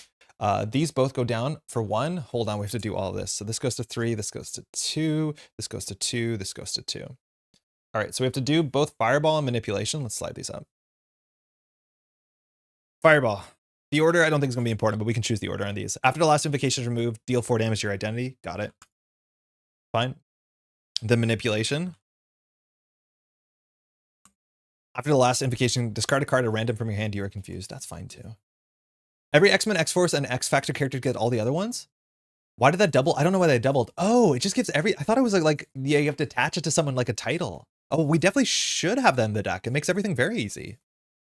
Actually, it's not a huge benefit, but it's definitely worth playing for 1 deck slot. We'll lose Full Blast. Anytime I hold a card in my hand, I'm immediately punished. We are confused. That is very annoying. We've been holding on to that for a while. So it's for 2 and a card. It's actually 1 and a card because of the practice defense. That was really annoying. What do we want to do here? Our hand has healing. It has a couple allies. We have 3 damage. We can flip down to go grab our upgrade. Can we? Yeah, we have the upgrade that they do want additional damage. We have 1 more in the deck, or we have 2 in the deck. So we just want to do that and then throw all the allies in the world at him. So that means we should just keep this and take it to the face. It's 1 in a card. It's fine. 2 boost icons. So we take 3. We're down to 3. And just hope that this doesn't kill us. Drawing near, we're totally fine. So this is an obligation from standard 3. It says, after your turn begins, which is right now, discard the top card of your deck. And based off of its icons, add counters to Pursued by the Past. So we don't have to get rid of that. Okay, so this is discarded. All we have to do now is take 1 threat off, secure the landing pad, and do enough damage to Ebony Maw. We are confused, which is a bit of a bummer. So if that's the case, how much damage do we have? It means you can bounce 2 X-Men on the Mutant Mayhem. Yeah, exactly. It gives us the flexibility, or we can technically bounce like 2 X-Force characters, but I doubt that's going to be better. Bouncing Caliban is like pretty underwhelming. Bouncing Marrow is not bad, but I think I like the flexibility. And it means that we can actually play 1 fewer X-Force ally. Actually, do you know what it means? It means that we can play no X-Force allies, right? Like, wait, how does... Because then Utopia will actually fire consistently and we'll have an extra ally slot. Yeah, we definitely should be playing that. Seems pretty good, honestly. Hey Juan, how's it going? Hope you're doing well. I'm new here. I like your setup camera. Hey, glad you're liking it. We put a lot of effort into making this as approachable as possible. I'm glad it's paying off. Thanks for the kind words. Correct. Yeah, we're getting the double post there too. Yeah, that seems actually very, very useful because we're definitely impinged by having to get one of these X-Force allies, and they're like not bad. They're just not amazing. Okay, so we can definitely win this turn. We just have to get to that puzzle. To me, my X-Men, we can play it and just rip off the top. We can play Pixie as well for free with the X-Jet team building, and that adds an X-Men ally from a discard pile to your hand. I don't think we have any in here, so that doesn't actually do that much, but it readies us. Who wants to deal with this is the question. Normally it would be us, but we're confused. So we could do Caliban, which is like whatever. Utopia would be able to trigger on X-Men, X-Force, or X-Allies as well. Wait, really? Yeah, exactly. Yeah, because they gain it, not because Utopia changes 100%, which is like pretty cool, as much as we only have 2. But yeah, not bad at all. Definitely we should play it. We also could then consider playing a couple more of the X Factor characters that have interplay abilities that actually would do something. I'm not sure how many of those there are. All right, what are we doing here? Pixie's the most damage. We can just rip it to me and my X-Men and see what happens. That's probably pretty fair. We have to do it in hero mode, so I think we will start with that because we're not going to be using all these cards, so we definitely have a resource that we can burn here. Oh, we have a slots issue though. So if that's the case, this is 2, 4, 6, which does 7, 8, 9. Then we play another ally. This is 10, 11, 12. So we 100% have lethal. We probably have lethal if we get Cosmo too. We definitely do. So I'm going to exhaust Caliban to threat 1. Off of secure the landing pad. When defeated, flip this card over. Woof woof. It's a good space dog. Cosmo campaign. First player gains control of Cosmo. Cosmo does not count against the ally limit. When Cosmo leaves play, remove him from the game. Some of the Cosmos depicted in the Marvel universe, the gender of the dog changes. I do think in Guardians of the Galaxy it was a girl dog. Found you because I just purchased Mad Titan Shadow, so I wanted to see gameplay of the villains. Juan, did you just Google Mad Titan Shadow and you ended up here? Like that's how it worked? Because that's kind of sick. The system works. It's a great box. It's a really good box. I think it has one of my favorite scenarios, scenario 4. It's very quite good. Utopia will be able to, excuse me. I was frequently recommended this game where they find out I enjoy HP Hogwarts Battle. Also experience comparison opinions to share on Hogwarts Battle. I've never played that game, so I'm not sure what it is. I'm pretty sure it's a cooperative card game, but I haven't played that one. And I'm at the point where like I don't want to touch anything Harry Potter. But yeah, it's fun. I've heard my sister played it, I think like a weekend ago with her husband, and she enjoyed it a fair bit. That's exactly how I found you. That's wild. That's super, super wild. All right, let's just do the fun thing. So we'll X-Jet for To Me, My X-Men. So this says to search the top 5 of your deck. Search the top 5 cards for an X-Men ally and put it into play. So we get Sunfire. We do get Glob. Unfortunately, Glob's text is not going to fire it. We can do Beak, which is kind of funny. But I think technically Glob is fine here. It's a lot of damage. Hold on. We're missing value because we're not going to fire Utopia. I don't think that's a big issue, though. So we'll play Glob. We'll shuffle these back. Glob's kicker's not going to fire, but that doesn't matter. And it says add if the ally still in play at the end of the phase, add it to your hand. So there will be no phase after this phase. We're going to win on this phase. So Caliban, we're over limits. So we're going to just go ahead and just trash Caliban, which gets rid of Restrained. Glob comes into play temporarily. Glob has a kicker that would have fired here if we had an upgrade. We're going to get an upgrade attached, but not immediately. I'm going to put 3 on here, and I'm going to put 1 little token here to remember that Glob is going to return to our hand. All right, if that's the case, we're going to flip down with Cyclops. We're not going to use Cyclops. I don't care. Oh, we could have readied. Yeah, that's fine. We're losing some value, but it's not a big deal.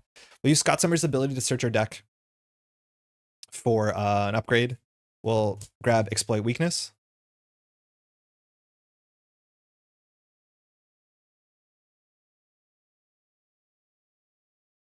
We'll pitch. Oh, did I make a pig 0 out of this? We'll pitch 1 for Exploit Weakness. Exploit Weakness says increase the amount of damage the enemy takes from each attack by 1. So that means Phoenix will attack for 3. Defeated. Glob will attack for 3. Not defeated. Marrow will attack for 3. Defeated. And then the best Space Boy will attack for 3. Wait, did I goof it? No, I just typed it wrong once. -1. All right, we got there. Easy. We messed a lot of value there. We could have fired Utopia to wake somebody up, but all our allies were at low health and our activation didn't really matter. We needed to jump down to get that, so that was okay. We could have Ruby Quartz Visored, but we have to do that in hero mode, so that doesn't work out because we didn't have an attachment in hand. So not perfect. Oh, we actually did have another slot because of Triskelion, so we didn't have to discard the ally, but it's totally fine. Totally fine. I played Hogwarts Battle first and then went into this game. The similarities are card games are cooperative. We loved Hogwarts Battle and we love this game. The deck building game, whereas Marvel Champions is a deck builder construction game.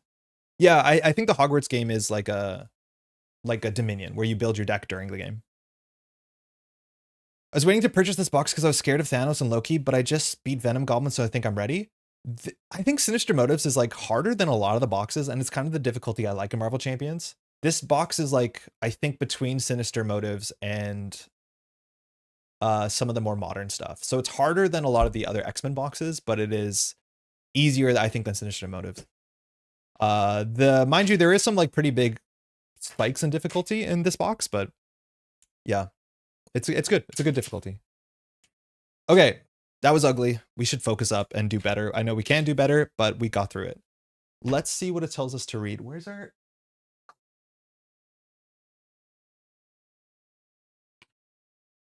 So, based off the campaign instructions, victory, obscure the landing pad was defeated, which is what's on the back of Cosmo, right? Yeah. If it's defeated, add Cosmo to the campaign pool. I don't think we get Cosmo immediately in the next scenario, but we'll put Cosmo aside because Cosmo will show up in the future. If Attack on Nowhere was completed, add Security Breach to the campaign pool. Oh, that's really good that we didn't let this advance, because if we let this advance, it actually would add that encounter card that we shuffled into the deck at the beginning permanently into the campaign. That being said, sometimes that's not the worst thing, because sometimes that card is on average less bad than a normal card. I'm not sure if it has Surge, but we would have had to add this thing to the box. We drew it relatively early on, I think. Security Breach. It doesn't have Surge, it has Victory too. So I'm not sure if that's better or worse for us, but at least we don't have to worry about it. When revealed, each player places a random card from their hand face down, and then when defeated, return this. It has Amplify Icon and 4 threat. So that's honestly okay. It's not the worst for us, but this will be removed from the game now too. Cool. Next up, we have a scenario that's a bit more tricky for sure, because it's one of the multi-villain scenarios. It feels like every other box is a multi-villain scenario. This one is pretty cool too. So we're going to be fighting off against Corvus Glaive and Proxima, and then we have to defend the Avengers Tower. Give me 1 second to set this all up and deconstruct everything at the same time. Okay. 1 second.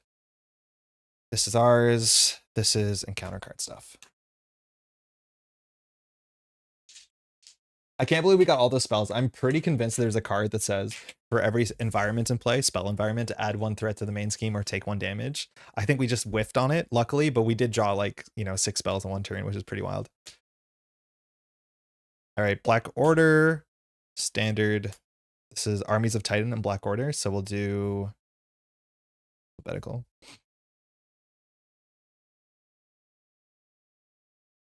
Armies of Titan, I believe, shows up in the next scenario, so we'll need them again. Black Order shows up later once more. Black Order, Armies of Titan. There's like a bunch of campaigns or scenarios that I've played enough time that I could tell you like the pretty accurate deconstruction of what's in the counter deck. This is definitely not one of them. I just haven't played enough of this box in general. For how good Hela is, I have not played Hela enough. 1, 2, 3, 4, 5, 6, 7, 8. That doesn't seem like enough cards, is it? It should be 7, 8, 9, 10. What are we missing? 1, 2, 3. Oh, there's more cards here. That's why. So Black Order, Expert, 2 Ebony Maws. There we go. 1, 2, 3, 4, 5, 6, 7, 8, 9, 10. I love multi-villain scenarios. My favorite is Mansion Attack. Mansion Attack is like, it feels like whatever part of the mansion shows up, it has more of an impact on what the scenario is than the villain itself. I feel like my favorite multi-scenario might be, I think I like the 4 Horsemen a lot because they're tricky and like you really have to plan forward. I feel like you get snowballed really hard sometimes when you do the Sinister Motives one. This one's not bad. I feel like the villains are pretty uneven in this one that we have upcoming. Do you have all the content in the game? I do. I have all the content barring like I didn't print and play the Ronin modular that the FFG released at some point, so it shows up in like Marvel DB everywhere. But otherwise, yes, I do have everything, luckily. Could I recommend a card for your deck? Not sure if you're running it. Yeah, Jason, shoot. I think we're gonna make one change. I think we're gonna play the Brotherhood card. Let me see what we'll swap at. So just to check what we need for this, we are no longer confused. We'll reset our hit points set to 10. Tower defense is the scenario that led me to buying a second core box. Whoa, I lost a standard card while playing it. Went through the scenario several times looking for it, found a card a few months later. Oh crap, I've done that before in like Netrunner stuff where I've lost a card and been like, oh man, this is so hard to replace it. So you have to buy a whole box, which feels so silly. But no, I've been there for sure.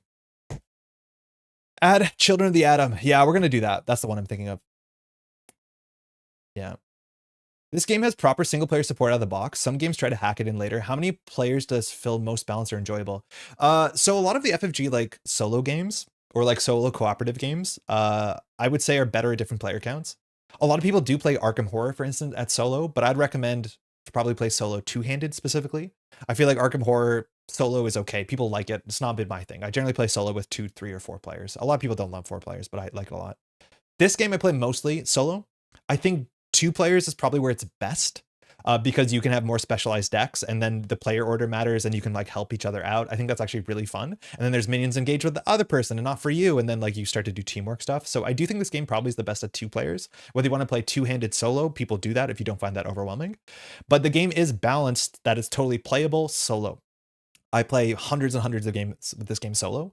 I do think solo, this game does have different, I would say problems is maybe a bit of a negative connotation, but the game balance is a bit different where like jumping down to alter ego is a lot harder without having a confuse on the villain, because if the villain schemes out really high, you don't have that huge headroom that you can have when you're playing duo, where when you're playing 2 players, it's very easy for one player to be in alter ego, one player to be in hero mode, and then you can flip back and forth and balance it. But in solo, your mode that you're in, you have a lot less control and flexibility over that. So as long as you're okay with that idea, and as long as you're okay with some swinginess where like you have to do everything on your own, so if you draw a bad hand, it's going to be bad for you. I do like this game a heck of a lot solo, and that's mostly because I can just pick it up and play whenever I want. Like it's kind of like a Slay the Spire. I could just jam some games in on an afternoon like this. Yeah, but I do think this game is relatively well balanced for solo. I would say the last box, Agents of S.H.I.E.L.D., doesn't feel like it's well balanced for solo. I just feel like a lot of the mechanics did not land in solo, and that's been the only disappointment I've seen in this game after it's been, I don't know how many years, like 7 years, 8 years. Going to Con of Heroes, I am not. As a Canadian, travel to America is just kind of not allowed, but it is just like a pretty big sticking point when the government wants to take our country over. Like, fuck off. All due respect. I've only played Marvel Champions True Solo or maybe two-handed, but I've never played 3 or 4. I played 3 before. The problem is like it just takes too long. Like it takes too long for it to be your turn. The numbers just get really goofy. Like the villain has like 70 health and like that doesn't make the game more interesting. It just feels like more that you're, you know, like kind of picking at a really big mountain as opposed to like, you know, feeling that you're a bigger part of it. Maybe I'm just selfish. I don't know. I'm going to have Children of the Atom in the deck. It seems good. Jason, I don't know if you did your recommendation. Rapid response is a tactic that Cyclops can grab. Leadership upgrade. Rapid response. Is that the one when somebody's discarded, you add it back to your hand? Yeah, this card's busted. After an ally you control is defeated, discard Rapid Response, put that ally into play from your discard pile and deal 1 damage to it. The way that I saw that is I think Rapid Response is one of the best cards in the game. Of course it is. It's messed up. It fires the enters play abilities on a lot of the allies. It's also a tactic that we can get while we're setting up, which is really good because we've been like grabbing tactics and throwing them out, which is not fantastic. We probably should be playing 1. What I realized is like we probably have a slots issue. And if we have all our, like we have too many allies in the deck, it's likely that we should play Rapid Response and fewer allies. Because if we draw this and we have a hand of allies, do we really want to bring an ally back? Yeah, probably. We definitely should play it. We should play 1 of at a minimum, but we should cut some cards because I think we have too many allies. I think that's going to be the bigger thing. So let me just cut a card. I think it's good to have a minimum of 1 of because we can just grab it from our deck if we have 2 resources and we're an alter ego. Not as good as measured one? What do you mean, Galher? Rapid Response is an upgrade. Yeah, this card is cracked. And these are the sort of cards that like I avoid playing every time I play Leadership, because every time I play Leadership, the deck is the same. It's like, here's all the make the calls, here's my rapid responses, and it just like becomes very, very samey. And then it feels more like you're not playing the hero, it's more that you're playing these cards. I would say as a true solo player, you can play every hero and enjoy it, but not against every villain. There's like only 1 or 2 characters that I think really struggle in solo mode heroes. Okay, hold on. Let's do some quick changes. So we'll try a Rapid Response. We'll try Children of the Atom. If that's the case, we can cut some cards from our deck. What do we want to cut? Blindfold is fine. We haven't been using Blindfold much. Prof X is obviously Prof X. Triage is fine. Marrow we can cut, but I like the damage ping on Marrow. Beaks is Beak. Beak is really good. Kid Omega is a bit extra. Imagine Pixie is good. Glob seems a bit extra. For 3, that seems a bit too much, but ideally we play Glob once. So if we do that, we're actually on 43 cards, which I don't like.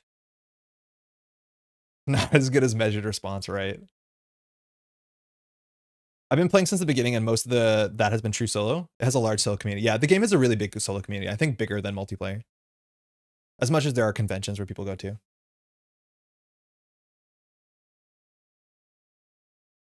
I recommend cutting some allies and at least running one. Yeah, I think we have to cut some allies. So we'll cut Glob. I want to play Kid Omega. I feel like Beak is going to be even better, but so far we haven't had a thwarting problem. But this is a really good scenario for Beak because this scenario has multiple main schemes. And so Beak Basic cannot be found. No, Beak Basic is there. Remove one threat from a scheme. That's pretty good. There's going to be a lot of thwarting in the scenario because there's multiple main schemes. This is the issue, is like the cards I want to remove are cards that are in the Cyclops deck itself, like Cyclops hero cards. Probably could cut Triage. Triage doesn't seem super important.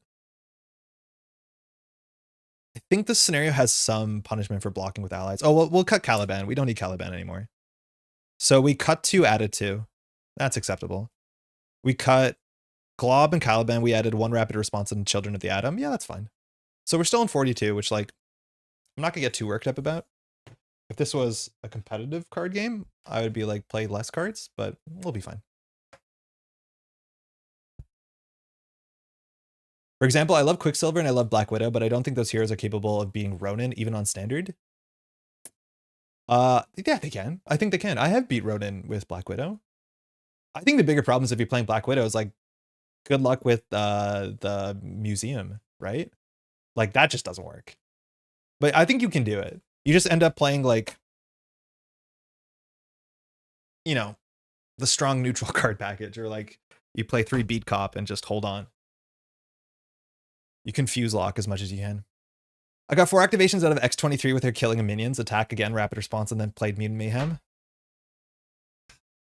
I do think that's the thing that we're now looking at, is like we also can play more X-Force and whatever the other one is. X-Force and X-Factor now that we have the Children of the Atom. Okay, this is a really wild setup. So, what are we doing? We're doing Under Siege.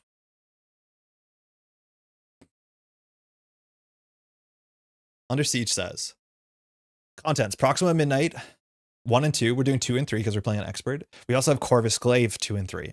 Tower Defense and standard sets. And then 1 modular, we're doing Armies of Titan, which is this one here. It has 2 small minions, 4 small minions, and then a couple schemes. Reveal stage 2A and put it next to this stage, so there are 2 main schemes and 2 villains into play. Yeah, this is a multi-villain scenario.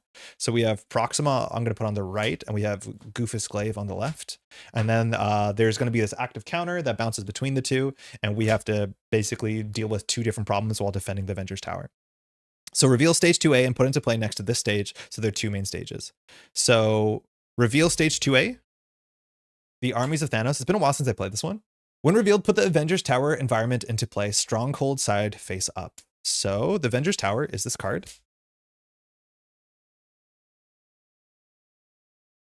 Put the focused defense attachment into play attached to this stage. We'll see that in a second. This is Corvus's, right? Yeah, so this will be on this side. Each player searches the counter deck for a copy of Black Order Besieger and puts it into play, engage with them, shuffle in the counter deck. So we're going to get a Black Order Besieger. That'll be waiting for us. So we're going to do it like this. We're going to have Corvus Glaive over here. We're going to have Proxima Midnight over here. We're going to have the Avengers Tower in the middle. And then we're going to have Under Siege on this side. So that is going to be our setup. And then wherever this thing is basically the main scheme that we have to deal with. And this is going to bounce back and forward. And every turn, this will be on a different villain. And that's the villain that will activate against us. And that will be what the main scheme is. I think I might have to double check some small rules, but that is the setup. We have a Black Order Besieger into play. We have to do a forced response on that. That's for sure. We don't need the Black Order. And then we can shuffle up the rest of the deck.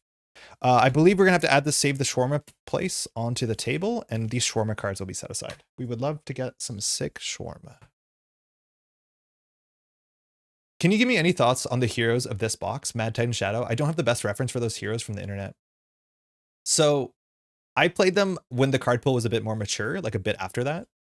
I think Spectrum, I played with my partner when I played through the campaign mode. I was playing Adam Warlock and my partner was playing Spectrum, and she really enjoyed Spectrum.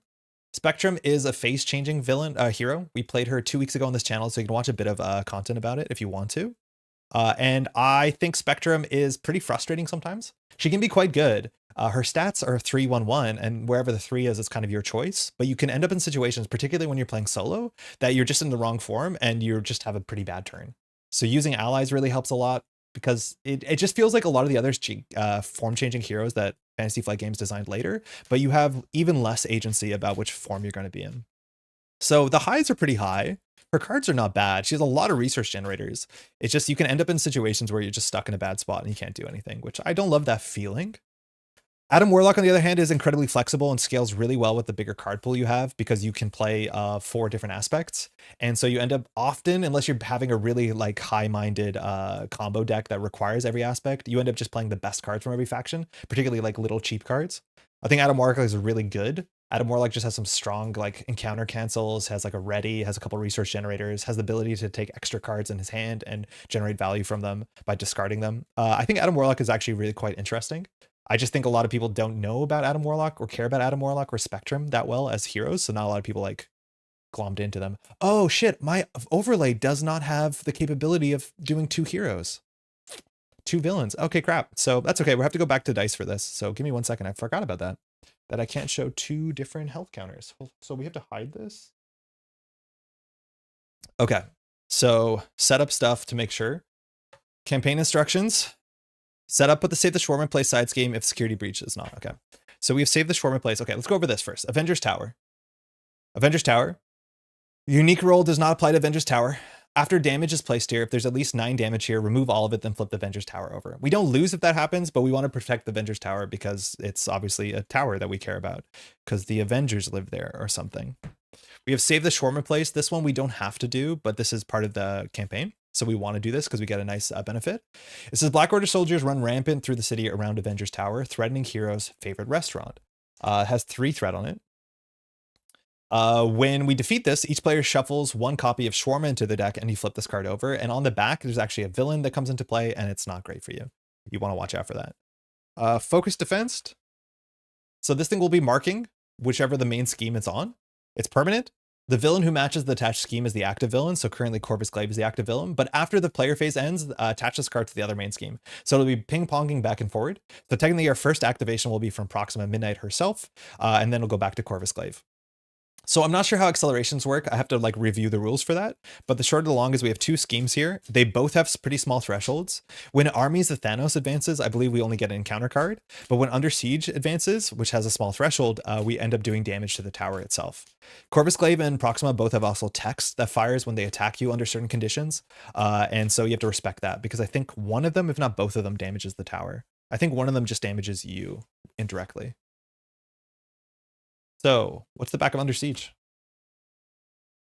Under Siege again. So small limit, 6 again. It's pretty small. However, if this is defeated, you don't lose. Under Siege. Proxima Midnight leads the Black Order in a direct assault on Avengers Tower. It starts with 1 threat, gains 1 per player. This is Proxima Midnight's scheme. And it says when the stage would be completed, remove all threat from this stage instead. Then deal 6 damage to the Avengers Tower. So the Avengers Tower has a 9 threshold before it flips over. Notably, the Avengers Tower says if it has at least 9, remove all of it. So technically hitting 12 does not hit us worse than hitting 9. So we can let this advance twice, no problem, if we wanted to. That's not great. Now the other side of the table, the armies of Thanos, excuse me, says Corvus Glaive directs his force from the front, using his tactical genius to counter the Avengers' defense. Also has 6th limit, 1 per player. And it says when the stage would be completed, remove all the threat from this, then deal each player 1 face down encounter card. This one's not bad at all. This is how we lose. Eventually the tower gets destroyed enough, we lose the game. This one is like, just have another encounter card, which is not something we want, but if we are going to ignore one of them, we're definitely going to ignore this one because it's a lot less bad for us. Then we have 2 villains, Corvus Glaive on this side, on the left side of your screen. Comes in, mind you, they has 11 health. We have to defeat Corvus Glaive 2 and 3. This is a bit different than some of the other multi-villain scenarios. They do advance. So have 11 health, which we'll be tracking with D6s. Attacks for 2, schemes for 2, but after Corvus Glaive makes an undefended attack, discard the top card of the encounter deck and deal damage to the tower for each boost icon on that card. So that can be somewhere between 0 and 3. And obviously, if the tower takes too much damage, bad things happen. So we have to watch out. And Corvus Glaive cannot be defeated while Proxima has any remaining hit points. So we can get him down to 0, and he'll technically have 0 hit points, but he won't be defeated. They both have to be defeated at the same time. Speaking of the same time, Proxima Midnight on the other side. She has slightly more health on 12. She schemes for only 1, as much as her scenario is a bit more frightening if it goes through. But she attacks for 3, which is a lot off the bat. And when Proxima Midnight attacks you, choose to either deal 1 damage to the tower, or Proxima Midnight gets +2 attack for this attack. And then the same text, we have to defeat both of them at the same time. Now, what's really interesting is that there's a whole bunch of, I think, attachments that can come out of the deck, like Corvus Glaive's Glaive and Proxima Midnight's Spear, that can give them additional text, like additional icons. I think they can get Overkill, because one of the best things we can do with Proxima Midnight is give her +2 attack every round and then just chump block with an ally, because we cannot be attacked for 5, and we cannot be leaking damage onto the Avengers Tower. So we have to watch out for Overkill, because that's the big way that we're going to deal with this. We also have to put the Black Order Besieger into play, which we did, but we have to do its text. It has a really weird trigger condition. After Black Order Besieger engages you, so notably it will hit if it's not revealed, if it's put into play, to either deal 1 damage to Avengers Tower or deal 2 damage to your identity. Now we're on 10. Scott Summers recovers for 3. Scott Summers doesn't have that much to do on this turn, so we can always just recover to ignore this. In theory, 1 damage to the Avengers Tower might not matter at all, but I think Scott Summers can just take 2 damage and we can just recover. So whatever, we'll just take 2 damage and start there. I just noticed that you're playing Standard 3. Interesting. I still don't have it, but I don't think I'll buy AOA. If you don't buy AOA, that's totally fine, but I would recommend proxying Standard 3 because it is just such a more consistent way of interacting with your Nemesis. I think the Nemesis is one of my favorite parts about the Heroes kit, that there is like this, you know, your Nemesis that shows up consistently and has text that's meant to be, you know, the foil to you. But the problem is, in an encounter deck, especially if you're playing solo, of this many cards, and easily they can be bigger than this, the chance of you drawing your Nemesis is obviously very inconsistent. And I like having to play with it. I like having the threat looming. It is just a much more, I think, it doesn't have spikes as much as drawing like Shadow of the Past on turn 1 can have, but you do consistently hit the same sort of threat. So I do like how they massaged it. I think it's a really nice encounter set. From my understanding, it was like a relatively late edition. I'm pretty sure it was set during a podcast. It's always fun when the scenario has a different lose condition. It's fun to see this kind of take on tower defense. Yeah, I like this a lot. And for what it's worth, the 4th scenario is also very similar, where it has a very different structure, and it's a very easy structure to grok because it is like a cool narrative structure. This one as well. Like, we have to fight on the streets. We have to fight in front of the building as well. Kind of cool that there's 2 fronts we're being attacked on. Y'all ready? So we're going to be tracking with these health counters. That's fine. That's how we used to do things back in the day. We want to make sure that the Avengers Tower doesn't get blown up. And we're Scott Summers. Let's draw some cards. Again, we can always use Scott Summers' ability on turn 1 to go grab the thing that we can attach to the Besieger to draw 2 cards when we defeat it. 3 health is not a lot. So actually, maybe we should have taken... Yeah, we might not recover. We might just attack for 1 and then attack for 2 to draw some cards. Ricochet Beam. Card that does additional damage for an enemy with an upgrade attached. So we can grab an upgrade and just Ricochet Beam the Black Order Besieger. Well, that's not bad. That's an option. Exploit Weakness. Don't really need this. Oh, Exploit Weakness. Spelled it wrong. We could play this technically and then just one-shot Black Order Besieger. We're looking for allies. That's not an ally. It's too expensive on turn 1 usually. Full Blast. This is really bad so far. Not a great hand.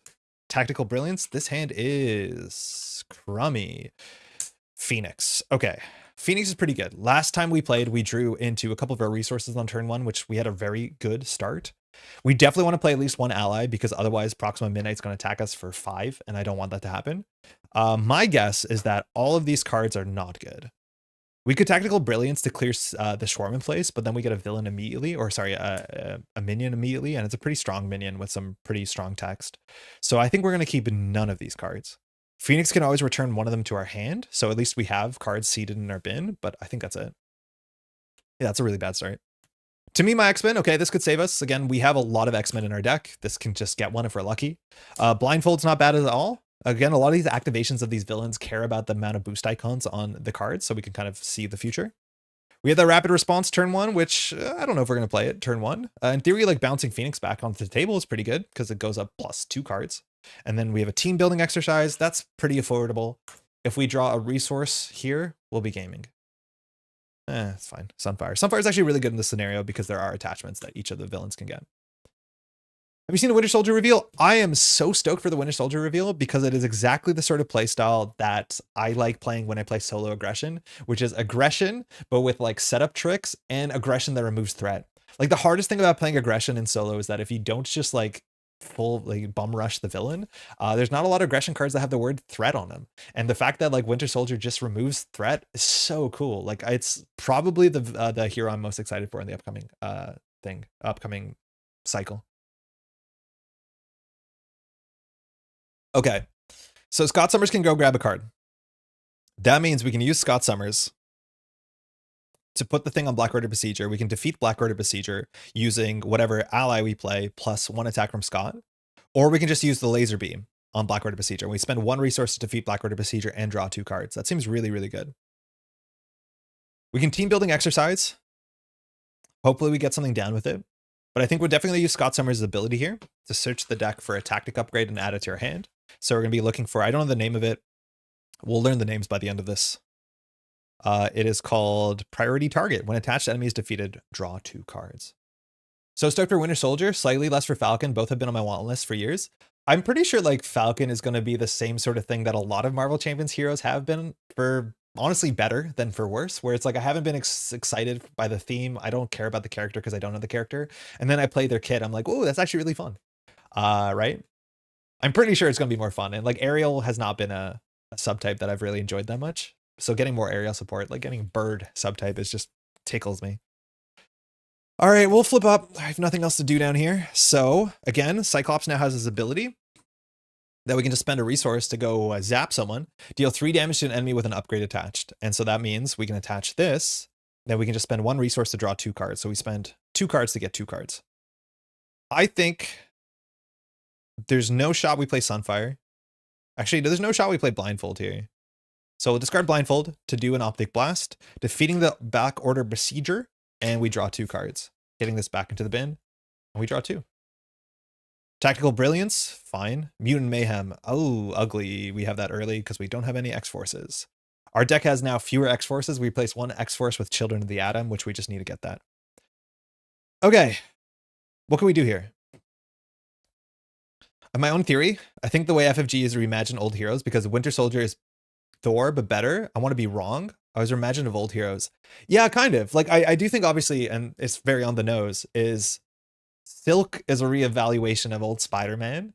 I think, no joke, obviously, Shuri is a reevaluation of Black Panther. It looks like a more interesting Black Panther.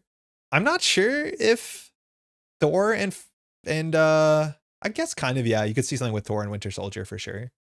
Venom was that hero for me. Didn't care about him at all. Love his simple but fun mechanics. Yeah, I knew nothing about that Venom. And the guns are fine. I feel like Thor, though, sorry. I feel like when I play Venom, Agent Venom, I don't make a lot of interesting decisions. It just feels like there's a lot of cards on the board that just give you incremental advantage. So it's not my favorite, but feels very powerful for sure. All right, we'll play Mutant Mayhem and Tactical Brilliance for team building exercise. This allows us to generate a resource for a type that matches our type, so X-Men. This notably plays the card itself. It's an action, so you have to watch out on the timing on that. I think then we'll do 1, 2, 3 for Phoenix. After Phoenix enters play, choose a card in your discard pile that it belongs to Cyclops and add it to your hand. I'll just grab whatever I want. Tactical Brilliance. She comes in with 3 health, attacks for 2, thwarts for 2, and then we'll play To Me My X-Men, and we will hope that this works out for us. So search the top 5 cards of your deck for an X-Men ally. Band together. Genius. Oh no, our resources. Kid Omega is an X-Men. We don't have the resource for the kicker. Bummer. Pixie can draw a card. And Triage can heal us for 2. So, I think Triage is honestly kind of fine. Like, Triage just heals us 2. And then we can't block with Triage, but Triage will return to our hand, which is totally fine. Healing for 2. Otherwise, we get 2 free damage or 1 free thwart. I feel like I'm okay with the 2 healing. So we'll install Triage. These cards get shuffled back.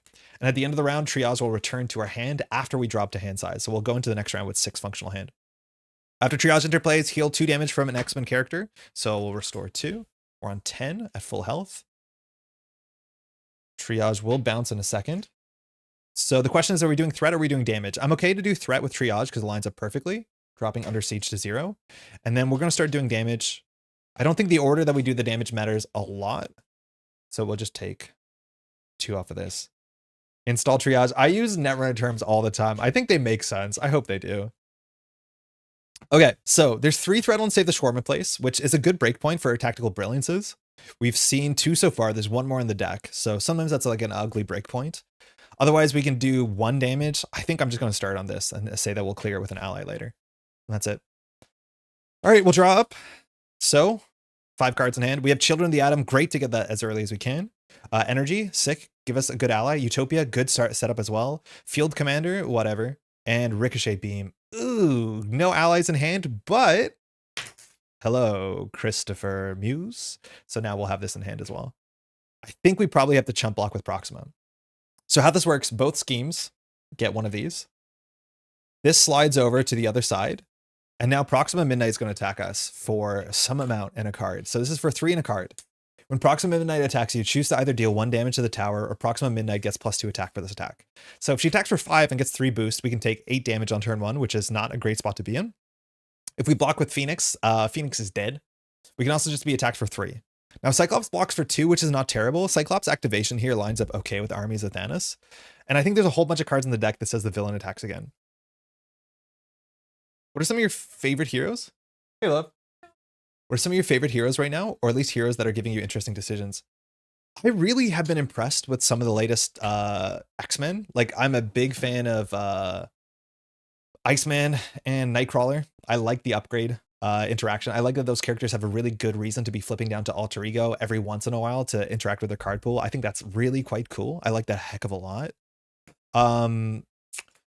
I think Maria Hill is just kind of busted and just plays super linearly no matter what you put in the deck, which is a bit unfortunate and just kind of rolls. Nick Fury's been really fun, and I've been enjoying like Aggression Nick Fury, which I played on this channel before, because then you really have to care about what mode you're in. And I think a lot of the characters that I like the most have like mode changing. So like Ant-Man is a lot of fun. I haven't played in a while. Vision's a lot of fun for me. I haven't played in a while. Gambi is okay. It's a good question. I play mostly Protection for what it's worth. So Protection is my favorite. Like Cyclops, or not Cyclops, Colossus is one of my favorite heroes. I'll probably answer it. What's your favorite hero? Top 3. I'd have to look at the whole list. We can do that after maybe, because I'm very bad at remembering things if I don't have the list in front of me. Usually something that's more protection oriented, which is like why I like Nightcrawler and why I like what's it called, Iceman a lot, because you can choose to play protection and you have built-in like progression type or a protection type game plan, even if you play something else. I think we're just gonna block with Phoenix. We'll take 5 damage. Phoenix will block. If we keep Phoenix, hold on. If we keep Phoenix, so in this turn we play Triage, right? Or we play Utopia, we play Triage. If that's the case, no, I think we're gonna keep Phoenix. I think we're gonna block ourselves. So when Proxima attacks you, either put 1 damage on the tower, Proxima Midnight gets +2 attack for this attack. So we'll be defending 2 on a 5 or 2 on a 3. This doesn't feel sustainable, but I'll try. I'll put 1 damage on the tower. So Proxima is attacking for 3 in a card. We're blocking for 2. Dark Designs. Okay, fine. No boost icons, but we put 1 counter on the Pursued by the Past. So that means it's 3 damage. We take 1. We're down to 9. That's good that we take some damage here because we have Triage. Actually, we might not have wanted to block because we had Triage. We could have done 2 more damage. I keep forgetting that blocking while we have Triage in hand is pretty silly because otherwise we lose Triage's value. Counter card. Outrider, nice. When revealed, discard 1 card at random from your hand. There's definitely some cards in our hand we want to keep. This might be a reason to hop down. Now, Corvus Glaive will scheme for 2 in a card, so we can immediately hit armies of Thanos, which is not great. But if we get the thing on here that allows us to draw 2 cards, it's pretty good. We'll do 1/6. I roll when we're on camera, just so that there's no silly business. We lose Triage. I feel like every hit was pretty bad there. But like Triage is the only way we can fire Utopia. That stinks. And we have no upgrades in our hand for Ricochet Beam. Bummer. Protection is your favorite aspect. I used to hate Protection, then I expanded my card pool. What I think is my favorite 2 is tied with Justice. My favorites are, yeah, Protection followed by Justice. Leadership, my least favorite. Welcome to a leadership gameplay. And I actually really have liked Aggression, but only modernly when Aggression's been getting a bit more interesting, is a bit more combo focused. I don't like just doing rush down Aggression. I think Aggression's fun if you play more than 1 hero. Like if you play duo, 2-handed, 2-3 players, then Aggression gets interesting. Like I'll play an Aggression Valkyrie deck if I can be one of the players at the table, not having to do everything, for instance. But yeah, definitely Justice and Protection are very easy. What about pool? Not the worst. Deadpool, don't like the design on it. Kind of feels like Maria Hill. There's one thing that you should be doing every game regardless, and it doesn't feel really fun. The pool aspect has some cool cards in it. Not so much the allies, but like the cards that discard cards from your hand that care about resources, like tic-tac-toe and war. Those kinds of cards are blackout, I think, is one of them. Those cards are really cool. And so like playing pool in for instance, in I want to do that in one of the upcoming streams. Playing pool with Domino. Domino is one of my favorite heroes as well. That's really, really fun. But not all of a lot of the pool stuff hasn't landed well to me, but I do think Deadpool as a hero didn't land well. All right, it's back to us. We have Outrider with 2 health. It only attacks for 1 and 1, so we don't care too much. We're definitely going to go ahead and play Utopia, as much as we would love to have used it this turn. We, in theory, can save a resource on Utopia, but yeah, we will do that. So we'll use Team Building Exercise, and we'll throw out Field Command to play Utopia. So Utopia says that we get an extra ally slot if we only have X-Men, and also when an X-Men ally enters play, we can ready an X-Men character. That means this hand is still pretty ugly. Children of the Atom we can play for free. This we just added to our deck, which should make things a lot easier for us. So each X-Factor, X-Force, and X-Men character gained all the other traits, which means Utopia fires on every ally. It means we'll always have an extra ally slot. It means that, well, all our synergy stuff fires really well. And we can bounce whatever we want with Mutant Mayhem. So we can hold that in our hand. We can also jump down. I thought we were going to ready ourselves. That's why we blocked with Cyclops. And I thought we were going to heal ourselves. None of that happened. So I think Phoenix is just going to let the Outrider go through. Because Phoenix can either thwart 2 on this or thwart 1 by defeating this functionally. We can defeat this with Ricochet Beam, which is 2 for 3 damage, which feels pretty silly. So I think we're going to just play Ricochet Beam for Children of the Atom. So all our cards are all our cards. So this will go up to 3. Corvus Glaive will scheme for 2 and a card, and then we just draw another encounter card. I think that's fine, and we just let this go. So Phoenix will scheme for 2, or attack for 2, defeating the Outrider. We'll flip down, and that's it. We'll hold on to energy. Hopefully we draw into an ally. What's the chance that we don't draw into ally? Good old Scott Summer Super Knight. How's it going? Are you big? I think there's so many good like people that like Cyclops a heck of a lot. I never got it until like somewhat recently. I've been reading some of the old X-Men, and Cyclops seems a bit more sympathetic. All right, we got Beast, we got Beak, we got another Strength. So this is a lot of resources in a turn.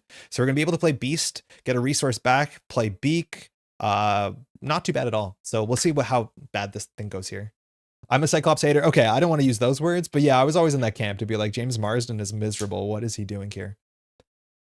I only play pool with heroes that might have great hero cards because I only use the safe pool cards, so I take advantage of the triple resources. Yeah, I can see that. There's some triple resource users that really like it for sure.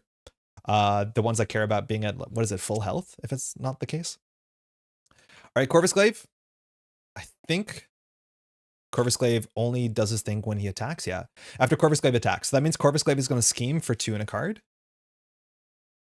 Boost icon on Corvus's Cunning. After add the other villain's scheme. Hold on. This is a card that can get you out of nowhere. So the boost icon says add the other villain's scheme and attack to this villain's scheme and attack for this activation. So that's +1. So that means Corvus Glaive is going to scheme for 6, which is going to advance the armies of Thanos. So the armies of Thanos says that when it clears, I think you just get an encounter card, which is not too bad. So when this stage would be completed, remove all threat. So extra threat doesn't matter. Deal each player face down encounter card. This is a thing that probably scales differently with multiplayer than it does in solo. Drawing 1 extra card on the table. Okay. Drawing 4 extra cards. Technically that's for 4 extra players, so maybe it's the same, but it feels a lot worse. Now we draw 2 cards here, and this has been reset. First card, Under Fire. Uh-oh, Surge pile. So a Surge, reveal the top card in the counter deck. So we reveal this card, and then we get this card waiting for us. Excuse me, that's, now we have Nowhere Safe. Don't love it. So place 1 pursuit counter on Pursued by the Past. We're already at 2. Discard an upgrade or support you control. So what are we talking about? Utopia is the best. Team building exercise. Children of Atom is important for a combo. So I'm going to get rid of team building exercise. It's a resource generator, which is a bummer, but whatever. Rain Fire. When revealed, deal 3 damage to the Avengers Tower. Oh shit, I forgot there's cards that just did that. So we're at 4 of 9, which means if Proxima Midnight ever puts 6 by advancing, it flips automatically. So there's no way around that. That's pretty scary. And then Black Order Infantry is coming into play. This we just played with last time. So as 4 health, and when defeated, give the villain a tough status card. I believe the villain is the active villain, as much as if our cards say the villain, we can choose which villain we want to touch. Or attack or attach things to, whatever we want to do. Okay, so we want Utopia to fire. Utopia can fire when we play Beast, which means we probably should flip up. Phoenix plus the Beast can deal with Black Order Infantry. Beak can remove 3 threat, which is nice to deal with under siege, and then can chump block. So the question is, what attachment do we get? What upgrade do we get with Scott? We're at 9 health, so I don't have a huge incentive to heal here. We have to search our deck. So we have another priority target in there, which means if we defeat Blackboard Infantry, we draw 2 cards. So we should plan it out. If we go 2 for Beast, we get this back. Then we do this for Beak. Then we can play... Playing Ruby Quartz Visor would be pretty good, actually. So Beast and Phoenix can defeat this to draw 2 cards. Yeah, so I think we're going to go for a priority target here. I think Cyclops is a powerful hero, not my favorite. Yeah, definitely powerful for sure. The deck building, like, non-restriction is really quite nice. I do want to play that sort of deck where we never leave Alter Ego. I think there's a couple heroes that can do that. It's kind of fun. It's a bit harder in solo. But like, if you play multiplayer, you can play Scott Summers as an Alter Ego hero and have a good time. All right, so priority targets in our hand. I think that's all we're going to do here. So we'll flip up. So who are we going to ready? I think there's a chance that we're actually going to ready Beast, because Beast is just better than using Cyclops, as much as Beast will technically get a bit more hurt quickly. But we want to use Utopia after we play it. So we'll play 2-4 for Beast. Unfortunately, didn't show up as a hero. But when Beast enters play, search your deck and discard pile for a resource and add it to your hand. So I'm just going to add one of these back to our hand. I want to leave the Genius in our deck. Yeah, I'll keep the Genius still in our deck. Now, when Utopia says that when X-Men enters play, we can ready an X-Men character, I think we're going to use that in a second, so no big rush here. We'll attach priority target to the Black Order Infantry, and then we'll attack with Beast, and we'll attack with Phoenix, defeating Phoenix. Then it says, after this is destroyed, give the villain a tough status, so we'll give Corvus a tough status, and then we'll draw 2 cards. We got Pixie, and we got To Me My X-Men, which we can play. Now from here, I think we'll play... For 2, we can play Pixie? Yeah, that's fine. So we'll play Pixie here. After Pixie enters play, choose an X-Men ally in your discard pile and add it to your hand. We'll just take back Phoenix. We might not play Phoenix. I don't think we play Phoenix, but it's just nice to have. Yeah, that's pretty good. And then we'll use Utopia to wake up Beast. Pixie comes in. She can thwart for 1, or she can attack for 2, and then she's defeated, which we want to kind of avoid. Now, if we play Phoenix, we can get 1 card back. So in theory, we can play Phoenix and then do To Me My X-Men and get the whole army on the table, which is pretty good. No Beast Hero is my biggest disappointment from the X-Waves. Yeah, a lot of people too. I think on the, what is it, the Shadow of the Cast podcast, that the designer, whose name I can't remember right now, said that Beast was planned and at the last minute was changed because it became a villain from the box. Because I'm pretty sure Nightcrawler came in the last minute, and Nightcrawler was also meant to be Emma Stone. It's not Emma Stone. What's her name? Emma Frost, not Emma Stone, which also would have been pretty cool. But I'm glad we have Nightcrawler. I'm a big Nightcrawler fan. So what do we want to do here? The Ruby Quartz Visor is not bad. But we can play Phoenix for 3, drawing a card. And then we can play To Me My X-Men, and hopefully we'll land another X-Men character there. That spams the most X-Men. If we want to otherwise set up, we can spend 2 for Ruby Quartz, attach an upgrade, shoot Proxima. Yeah, let's just go for all the attachments we can, or sorry, all the allies we can play. So we'll play Phoenix. She's back. After Phoenix enters play, we'll have to pay 3 resources, mind you. So we'll keep our To Me My X-Men, we'll pay 3. And after she enters play, choose a Cyclops card to your discard pile and add it to your hand. So we'll just get a card back. We don't care. And then we'll spend 1 for To Me My X-Men, which will give us an extra hand size next turn, which we appreciate. Search the top 5 cards for an X-Men. No. What was the chance of that whiffing, actually? I probably should have done the math. We have 4 all in the bottom part of the deck. So unfortunately, we whiffed on that. Super unlikely that we'd whiff, because it's very hard not to see an X-Men there. Top 3 heroes for me: Magneto, Domino, and Spider-Ham. Honorable mention: Ghost Spider, Nightcrawler. For how much I like Protection, and also now that I like that new card that says when you defeat an enemy, what is it called? Change of Fortune or Change of Fate or something, where you defeat an enemy during the villain phase, draw 2 cards. As much as that's like entirely my playstyle. Hold on, I put half these cards backwards like a chump. I did not play Ghost Spider for like years. because we played that Sinister Motives box 3 players with my partner and my brother-in-law, and he played Ghost Spider. So I just like, I saw what Ghost Spider did and I didn't play her. And then I recently played her like earlier this year with all the new protection cards, and like clearly one of my favorites. It's like exactly the playstyle I enjoy. Very, very cool. It was the Shadow of the Cast that interviewed Caleb. Yes, Nightcrawler replaced Emma Frost. And I'm with you. Nightcrawler's a ton of fun. Glad he's in the game. Yeah, for sure. And I'm pretty sure they said on that podcast that it was hard to get the rights for Nightcrawler, which is so wild. Like, I don't know whether there was a movie that was meant to happen or something, but that being the hardest X-Men to get the rights for is like very, very strange. Gonna be honest, I don't know how we have so much art for Daredevil and no Daredevil hero. I hear you, and I don't want to like contribute to the like, oh, I don't like Agents of the Shield theme, because I think the theme is sick. But the fact, like, I'll just be excited, super excited one day if we can get that like street level villain, street level hero box with like Daredevil and Punisher and Luke Cage and all that sort of stuff. He and Beast are my 2 most wanted mutants in the game. Yeah. Okay. We still have stuff to do here. We want to thread for 2, so I'm gonna do 1 with Pixie at a minimum because she has nothing else to do. I don't want to do Save the Shawarma Place because an enemy comes in. I forget what the enemy is, but I'm pretty sure the enemy's bad. Actually, can we deal with the enemy of Save the Shawarma Place? What's the enemy on Save the Shawarma Place? Let me just peek at this really quickly. Toughness 4 health. Yeah, let's do it. So Pixie is going to attack for 1 on Save the Shawarma Place. Shawarma Place says, when defeated, shuffle 1 copy of Shawarma into your deck, flip this card over. Shawarma, which I clearly don't know how to spell. There's no C in it? What a world. Oops, hold on. I might not have this card. I probably spelt it really wrong. Okay, so I don't have it in the log. But Shawarma in short is just a resource card that has 1 of each icon. So that's just in our deck, which means we'll draw it sooner than later. And we have a bunch of 3-cost allies, so that's pretty good. Then we have to flip this over. And when you flip this over, it becomes Black Swan. And this is a great time to draw this because if I'm not misremembering, when Black Swan enters play, you have to discard a card from your hand. After Black Swan engages you, discard a card from your hand. Toughness, victory 2. Luckily, we have no cards in our hand. Took a Black Swan. This should be on 2, mind you. Could be the extra A. It throws people off. I wrote in 3 letters. I did SHW and I hit autocomplete and we didn't get anything. So I definitely goofed it. Definitely happy about Nightcrawler. He and Beast are my 2 most wanted mutants. Why is Nightcrawler a pirate? Like, I don't know anything about the flavor. Why does he have rapiers and why is he on a pirate ship? What's going on? I do at some point have to figure out a way to proxy Sinister Motives. I want to try the campaign, but it would be like not spending $200. Joe, I'll let you know if I find one locally. Like, I can keep you on a report if you want to, but it is like honestly the best Marvel Champions box if you ask me, which is like very bad to hear. Obviously now it's out of print. Cyclops will attack for 1. Beast Phoenix will attack for 4. She goes on the victory display. We will not see Black Swan in this again. Oh, hey, game chat gang. I forgot to put these back in our deck. I'm just gonna have to fix that now. They were set aside at the last scenario. Sorry, just gotta fix it the best we can. I think it's SHA. Oh my god, it is SHA. Yeah, I probably did spell it right then. Thank you. Huge.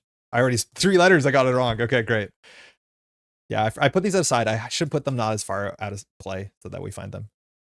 Imagine we just didn't draw them. I don't like Agents of S.H.I.E.L.D. That's a box I won't get, but a lot of play love for the heroes of this wave. I'm dying to play Silk and Winter Soldier. Love what they did to the Falcon and Shuri is interesting.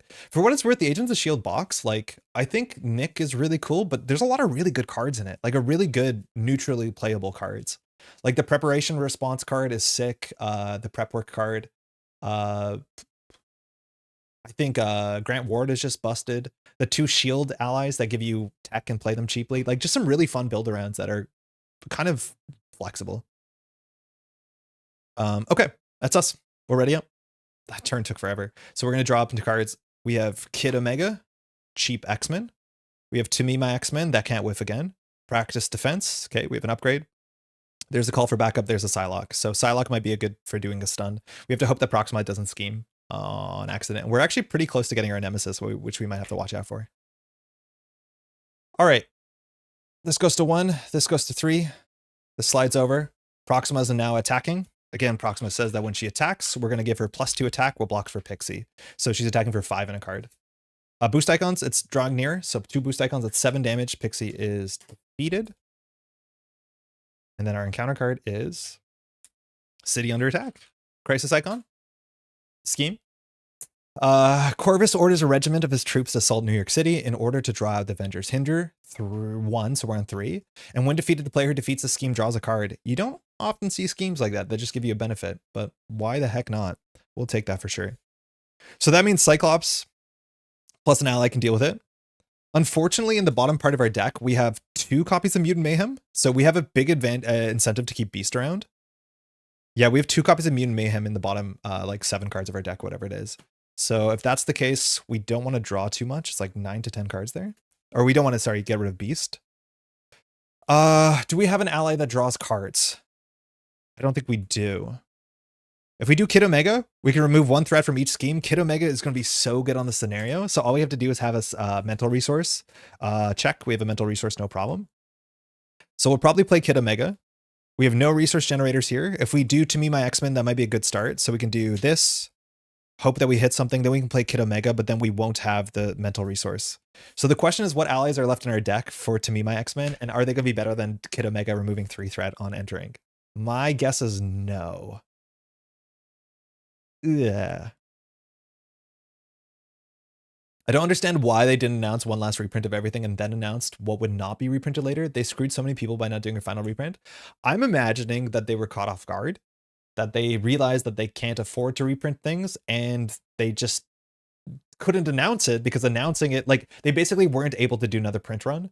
For what it's worth, I'm pretty sure now how things are going with the tariffs, they're in a situation that at least they didn't order all this extra stuff and it's hitting the border and being charged 245% extra on pickup. So they're probably in a better spot because they did that. I hear you, but I'm pretty sure the changes that they made were like responsive and kind of a bit like just had to happen like that. I think it'd be really nice if they did a reprint run, and I have no doubt that they calculated and it didn't make a lot of sense for them. It's obviously a bummer. Like, there's no way around it. You meant cards for deck building? I'll take a look. That might take my interest. Deck building is one of the aspects. Yeah, the deck building cards are not bad in it. There's some really good neutral stuff. Nightcrawler is my favorite X-Men along with Gambi. I feel like the Gambi deck was okay. I feel like there's some weird anti-synergies with how Gambit actually worked. All right, so we have to decide between To Me My X-Men and Kid Omega. We had a research generator. This wouldn't have been a problem. We probably want to clear city under attack. Actually, no, if we just clear city under attack, we won't have a resource problem. So I think we're going to draw a card. Whether we To Me My X-Men first or not does not change the math. If we draw first and we draw an X-Men, it's less likely that To Me My X-Men will work out for us.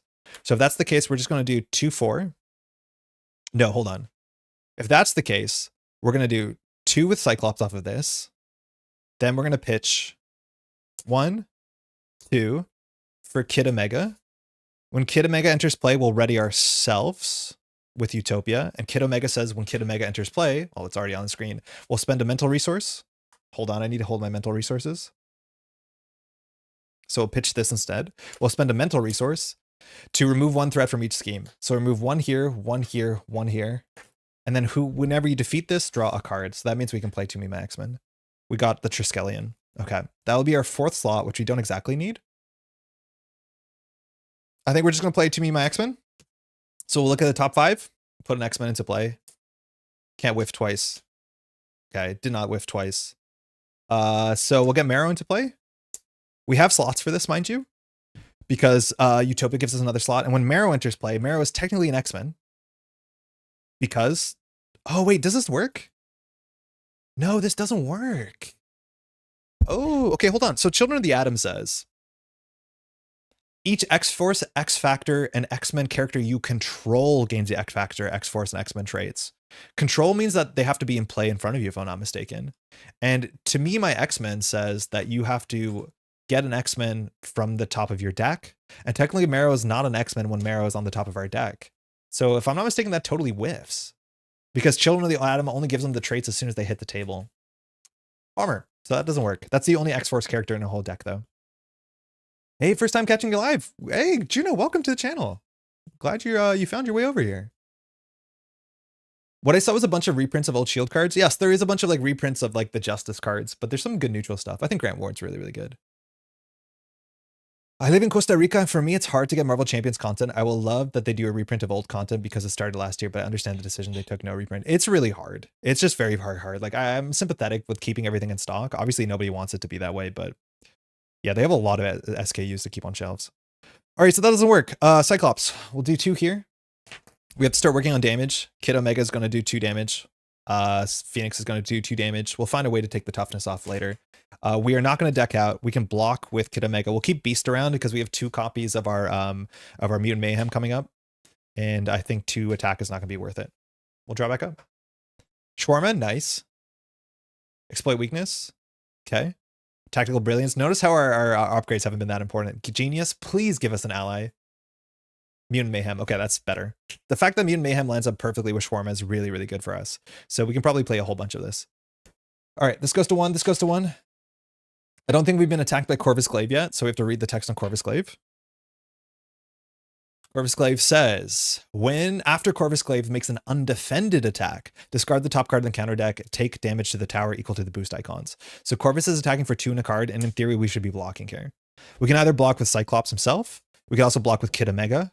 Kid Omega's 2 attack or 2 thwart doesn't seem incredibly important, as much as we could bounce Kid Omega back to our hand if we wanted to. But I think we'll bounce Phoenix and Beast. So we'll just block with Kid Omega here. Corvus Glaive is attacking for 2 in a card, 2 boost icons on our Lost Visor. So that's 4 damage, defeating Kid Omega. We blocked, so we don't have to rip off the top. Oh, you want us to help in a second? Okay, hold on. I'll just finish this phase. Yeah, quick intermission time.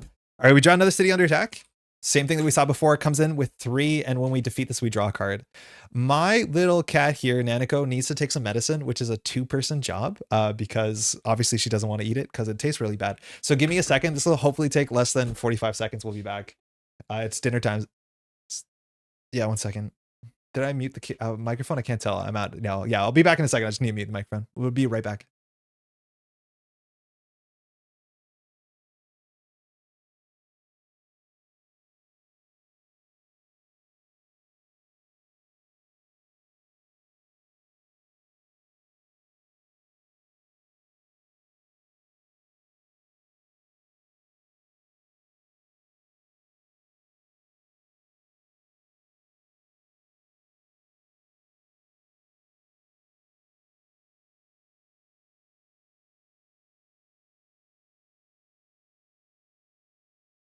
All right, that didn't go too bad at all. That actually went really, really well. She doesn't want to take the medicine, and like, power to her. Smells bad. She doesn't understand how things work around here, but yeah, she took it. Great. I'm missing Doctor Strange, Captain America, Ms. Marvel, and Rise of Red Skull. Yeah, old stuff. Really hard to get hold of. I reckon that's gonna be difficult. I know they reprinted like all of Wave 1 in one specific box. At least the heroes, at least for certain markets. I don't know if that's accessible or not. Okay, so we in theory should use Cyclops, because when we replay Phoenix and Beast, Utopia will fire. So if that's the case, Cyclops will thwart for 2. We'll work on this. Well, Shawarma, Mutant Mayhem. It's the name of the stream. So it says choose an X-Men ally and an X-Force ally. Technically, all our allies have all the same types because we are Children of the Atom. So we'll basically draw these back into our hand and immediately replay them. So they both have triggers. Firstly, Utopia can ready us.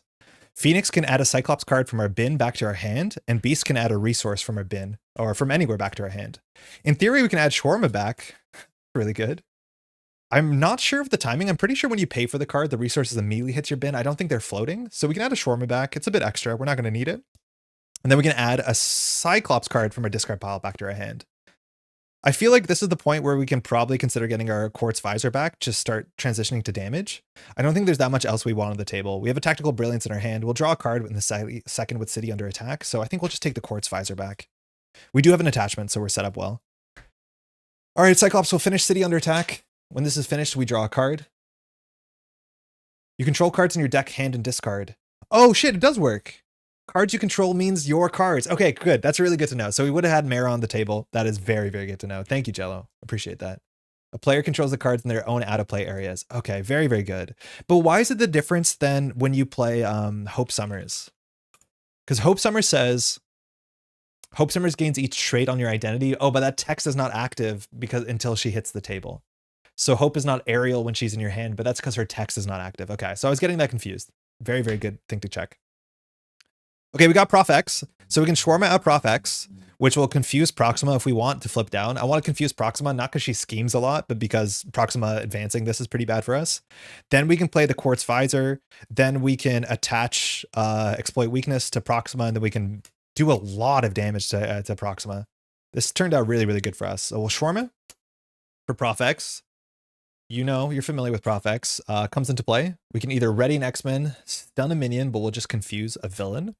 Then we're going to go ahead and play our Ruby Quartz Visor. which generates a resource for our Optic Blast ability. Our Optic Blast costs 1 resource to attack something that has an attachment. So we'll attach Exploit Weakness to Proxima. This might be a bit overkill.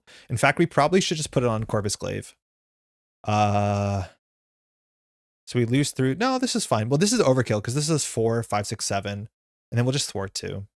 Yeah, it's still fine. So we'll put Exploit Weakness. Exploit Weakness says this thing just takes more damage. Oh, I wrote it wrong. I wrote it as Exploit Weakness, right? Yeah, I have to search it differently. So increase the amount of damage the enemy takes by attack by 1. So Ruby Quartz Visor, Optic Blast, that'll do 4 damage. So down to 2. Prof X, we'll just go ahead and thwart this, I guess. Actually, no, the other one's more important. Phoenix will attack for what is technically 3. Proxima cannot be defeated, mind you, until we also defeat the other Corvus Glaive. And then I think we're just going to use Beast to take off the toughness, unfortunately. And that's it. We're going to deck out here, but we're in a pretty good spot. We have a Confusion. We have a lot of chump blockers if we want to. I think at the bottom of our deck, we have another copy of Mutant Mayhem, so we're going to pop off this turn for sure. All right, we draw. There's the Mutant Mayhem. We have a Band Together, which generates 3 resources.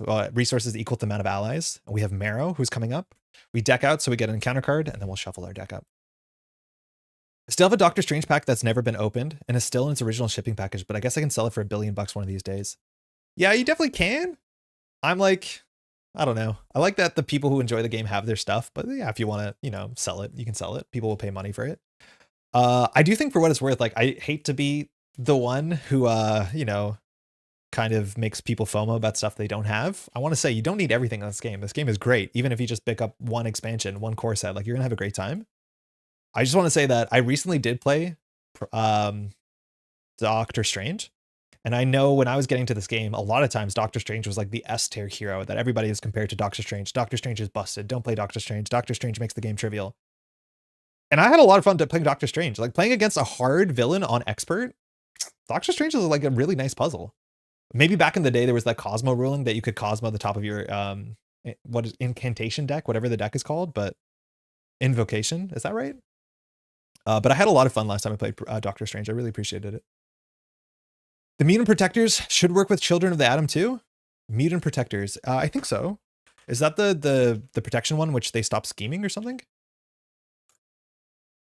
Oh, this is the one where you bounce the thing. When an enemy attacks, put an X-Men ally into play from your hand. Yep. Exhausted, declare the defector. Yeah, so you can throw in an X-Force or an X-Factor. What is the one that you tap an X-Factor and X-Force? It's a Justice one, and then you prevent the next scheme and you get toughness or something. There's another one like that. And then there's like the Gunboat Diplomacy one. There's a whole cycle of X-Men, X-Factor team-up cards, which are really cool. Gunboat Diplomacy, that's the one I'm thinking, right? Exhaust an X-Force and X-Men, remove X threat from among schemes, and deal X damage among enemies in play. And then there's the protection one too, where it's like you exhaust 2 of them and they both get toughness. All right, where were we? We need 2 more cards. So we have a Mutant Mayhem, we got a Blindfold, which we never played her yet, and then we have a Priority Target, which is good that we have a cheap attachment at a minimum. If we draw an ally, or sorry, a minion, will be in a better spot. This goes to 2. This slides over. This goes to 1. Yeah. Proxima is going to attack for, we'll make it 5 in a card because we don't want to hit the tower. Boost icon, Corvus is Cunning, add the other villain's attack. So it's for 7 in a card. Again, overkill can be a problem, but Prof X is on his way out anyways. We draw 2 encounter cards. Serve and Protect, thank you. Uh-oh, Sinister Strike. Sinister Strike. So we put 1 counter on here. And then it attacks. The villain attacks. So Proxima is attacking for 3 in a card. Again, Proxima's text says that either we can do a damage to the tower or we can give her +2 attack. This is 3 in a card or 5 in a card. I don't want to block with either Beast or Phoenix because we're going to bounce them back with Mutant Mayhem. They're both pretty good, especially because they're at 2 health. So we can activate, bounce, and then do their abilities again. And then Beast is just so good because we keep getting Shawarma back over and over again. If that's the case, I think we'll actually block ourselves. So we'll block 2. The question is, do we do a damage to the tower or give her +2 attack? We're on 9 health. We'll attack for 5 in a card. We're 5 in a card, blocking for 2. Holy crap, 3 icons. It's Corvus's Glaive. So that's an 8 damage attack. We block 2. We take 6. We're down to 3 health. Oofa doofa. Next card. Rain Fire. Okay, I'm glad that we didn't add a thing here. Add 3 damage to the Avenger's Tower. So Avenger's Tower is on 7 of 9. We've drawn 2 of those, which is pretty unlikely. The next one will just defeat the first side of the Avenger's Tower. And it's back to us. We get rid of the Exploit Weakness. And it's back to us. Hang out with Andre Stream Tron. How's it going? Are you on Daily Cast tonight? Is that what you said? Strange was just ahead of their time. They're strong, but not prohibitively so. The game's grown enough where they're just an upper tier and not world beater. Fun branching decision trees. Yeah, I agree. And I forget who was making the video talking about this. I think it was Lime. I forget Lime's full name as a YouTube content creator. But the idea is that when you play Doctor Strange, the cards that you're excited to play are your own cards. And to some extent, like that's the downside of playing the Cyclops deck is like all the best cards we're playing are not Cyclops cards. They're the rest of the cards in the shell. And I do like Heroes where the cards that you play and are more excited to play are their cards. And that's where I think Doctor Strange does succeed a lot. Daring Lime, that's correct. Yeah, Rom, how's it going? Alongside WoW and Arizon. Oh, that's a really good stream today. So what is it today? It's like Biowac, 2 Shaper cards. Oh, and the new pad campaign, which looks pretty mean. All right, so now we have to defeat Corvus Glaive. We're 1 away from Pursued by the Past. It is how it is. So we will attack for 4 with both of these. Corvus Glaive goes down to 7. We can attach an attachment. We're in no rush to do that. So we'll do band together for 2 resources, and we'll pitch blindfold. So that's 3 resources for Mutant Mayhem. Oh man, I keep writing Mutant and start tabbing through, which is not enough. So we'll return these to our hand and replay them. So then when Beast comes into play, we can search our deck and our discard pile for a resource. I think the only resource we really need here is a double, but Phoenix can add a card from our bin. So we'll go back and get Exploit Weakness. If that's the case, Utopia will wake us up. So we're going to play the double for this. We'll put Exploit Weakness on there. That's fine. So we'll go grab a double. We'll take Strength. Technically, I think it matters which ones you take because certain of the attachments, I think, care about which resources you have, but I'm not able to metagame on this scenario. I haven't played enough. What page in the rules on what the cards and the player controls? It's on page 29, ownership and control. Huge. Nana, get down from there. You shouldn't be up there, little friend. Hold on. It's like that with my favorite Magic. She plays her own cards so well and can be supplemented in so many different aspects, but she's just fun independent of the aspect. I agree. I don't think I've played enough Magic. I think Magic is also like the sort of depth and complexity that I want from a hero. All right, we're back in it. So what we're going to do is we're going to generate 1 resource to attach Exploit Weakness. So every attack, Corvus Glaive will take an additional damage for the rest of the turn. Exploit Weakness. That means we have to do 7 damage. This is 3, 6. So for sure, we'll Ruby Quartz Visor. That does 4 damage. So 7 drops to 3. And then we'll attack with Phoenix, which drops Corvus Glaive to 0. They both advance. So we get Corvus Glaive 3. So no different. 14 health is a bit more. After Corvus Glaive makes an undefended attack, discard the top card. So that text, I believe, is exact same. And he hits for harder and schemes for harder. But once we defeat this Corvus Glaive, and then I'm assuming the next Proxima, we can advance. The Exploit Weakness is still attached because it's attached to that villain. And then we get Proxima Midnight 3. Proxima Midnight up to 15 health. Running out of red. We'll get there, just enough. When Proxima Midnight attacks you, choose to either deal 1 damage to the tower. Okay, same text as well. We can consider flipping down here because we do have the Confuse. Oh no, but Corvus is going to activate, so we shouldn't. Great. We'll pitch 2 for Marrow. Marrow enters play and does 2 damage. This is not an attack, so it doesn't amplify its damage from, from Corvus Glaive. We'll do the 2 damage here. Beast will attack. Does 3 damage. 7 goes down to 4. Marrow will attack. 3 damage. The upgrades are really good when they land, and we're down to 6. That's good. We got some chump blockers. We're in a pretty good spot here, so let's just ready up. 5 cards. Pixie, nice. Field Commander, we're not really going to have to play that in solo. To me, my X-Men, probably going to rip it. Genius is nice, and we get Tactical Brilliance, which means we can get an upgrade back. The Exploit Weakness is actually a really good upgrade, especially when you have a whole table full of characters. Oh, notably, the one leadership hero I really like to play leadership, Storm. I'm a big Storm fan. I think Storm is sick. Corvus Glaive, back to us, is attacking for 1 in a card. We generally want to block against Corvus Glaive because otherwise we have to take damage to the tower. So we'll block with... we don't have a copy of Mutant Mayhem, so we'll just block with Marrow. So it's for 1 and this 2 Sinister Strike, defeating Marrow. We have blocked, so we don't have to deal with the text. Encounter card. Proxima. It's power. Looks like we're going to get attacked. I like how different the text is on this, or the art is on this one. It's like a very different art style. And there's a couple artists throughout Marvel Champions that has like more of an kind of anime type style. Proxima Midnight activates against you. Pretty simple. So Proxima is now going to attack. Oh, wait, we've showed the wrong Proxima. This is the right Proxima. We had the right cards on the table and we did the right thing. So that was for 2 and a card. Yeah, that's fine. So the text is the same. We just showed the less scary one. So that means Proxima 3 is going to attack for 3 and a card. And when Proxima Midnight attacks you, choose to either deal 1 damage to the tower or Proxima gets +2 attack for this attack. I did not realize how weak we are. So we probably have to chump block with one of our allies. I think we're going to chump block with Phoenix. So she's attacking for 5 and a card. Boost icon. Heal 2 damage from the active villain and give it a tough status card. Bummer that it actually hit the one that we worked on, because this is the active villain. I think that's the active villain because that's the one with the focus defense. Yeah, the villain who matches this scheme is active villain, and that defeats Phoenix. We can bring her back, but that's okay. Yo, Pat, how's it going, man? Yo, Pat, I just looked into the other day and found out what Oko means in like Vietnamese mythology, and the fact that the name lines up so good is incredible. QQ on the scenario. If you get one villain at 0 and the other one is still alive, the 0 villain activates? Yes. The villains having hit points has no implication on how and if they activate. There is one multi-villain scenario for Horsemen, which if a villain has 0 health, it just blanks their text, but they can still activate you even if they are like, look like they're defeated because they're not defeated. You actually can't defeat one of them. You have to defeat both of them. Part of me has been like, it would be very funny if Andre got surprised by Patrick with scoops during the Marvel stream and then Pat shows up. Dumb question. I've watched your Netrunner stuff for years now, but never know when the schedule is. Just catch it as I see it or on the VODs. Do you have a schedule somewhere? The schedule is posted in the description on YouTube. If you go to any video, it's in the description and it's posted on Twitch.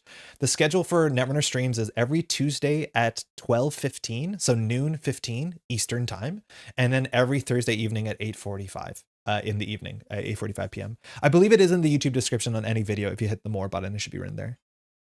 Oko is all shoes, but I'll take the credit and dole out some of the crumbs to her. Yeah, it's really, really clever. I like that a heck of a lot. All right, it's back to us. We need to heal. Luckily, Proxima will become the active villain, and then she's confused, so we don't care about the scheming. We'll do some safety scheme on that, just in case. Beast is at 2, which is fine. We have Pixie who can come in. Pixie is a good chump blocker, but Pixie can return the X-Men ally from our discard pile to our hand. Our X-Men allies are Phoenix. Marrow is technically an X-Men ally.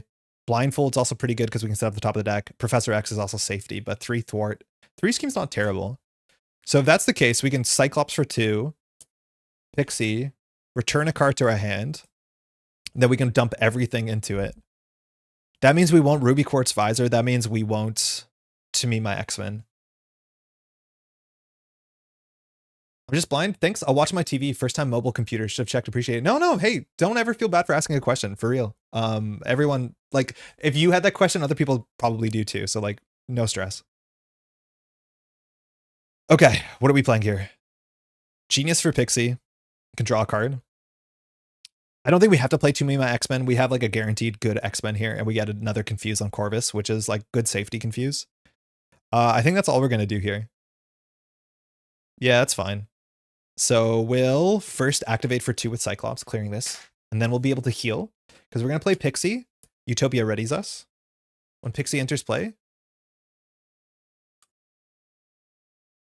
add an X-Men ally from your bin to your hand. So we'll just go get Prof X. Prof X is actually not as good here because we could block with Prof X. We're losing the block on Prof X. So we could go get Phoenix instead, which draws a card. If we draw a card with Phoenix from our bin, we can go get a cheap upgrade, which means we can Ruby Quartz Visor. I like that better. Yeah, so we'll return priority target to our hand. Yeah, that's fine. That's fine. We need to get some amount of damage on the table. I feel like we took some weird midway plan between their 2 options. So this means we can still To Me My X-Men. Okay, that's fine. I like that.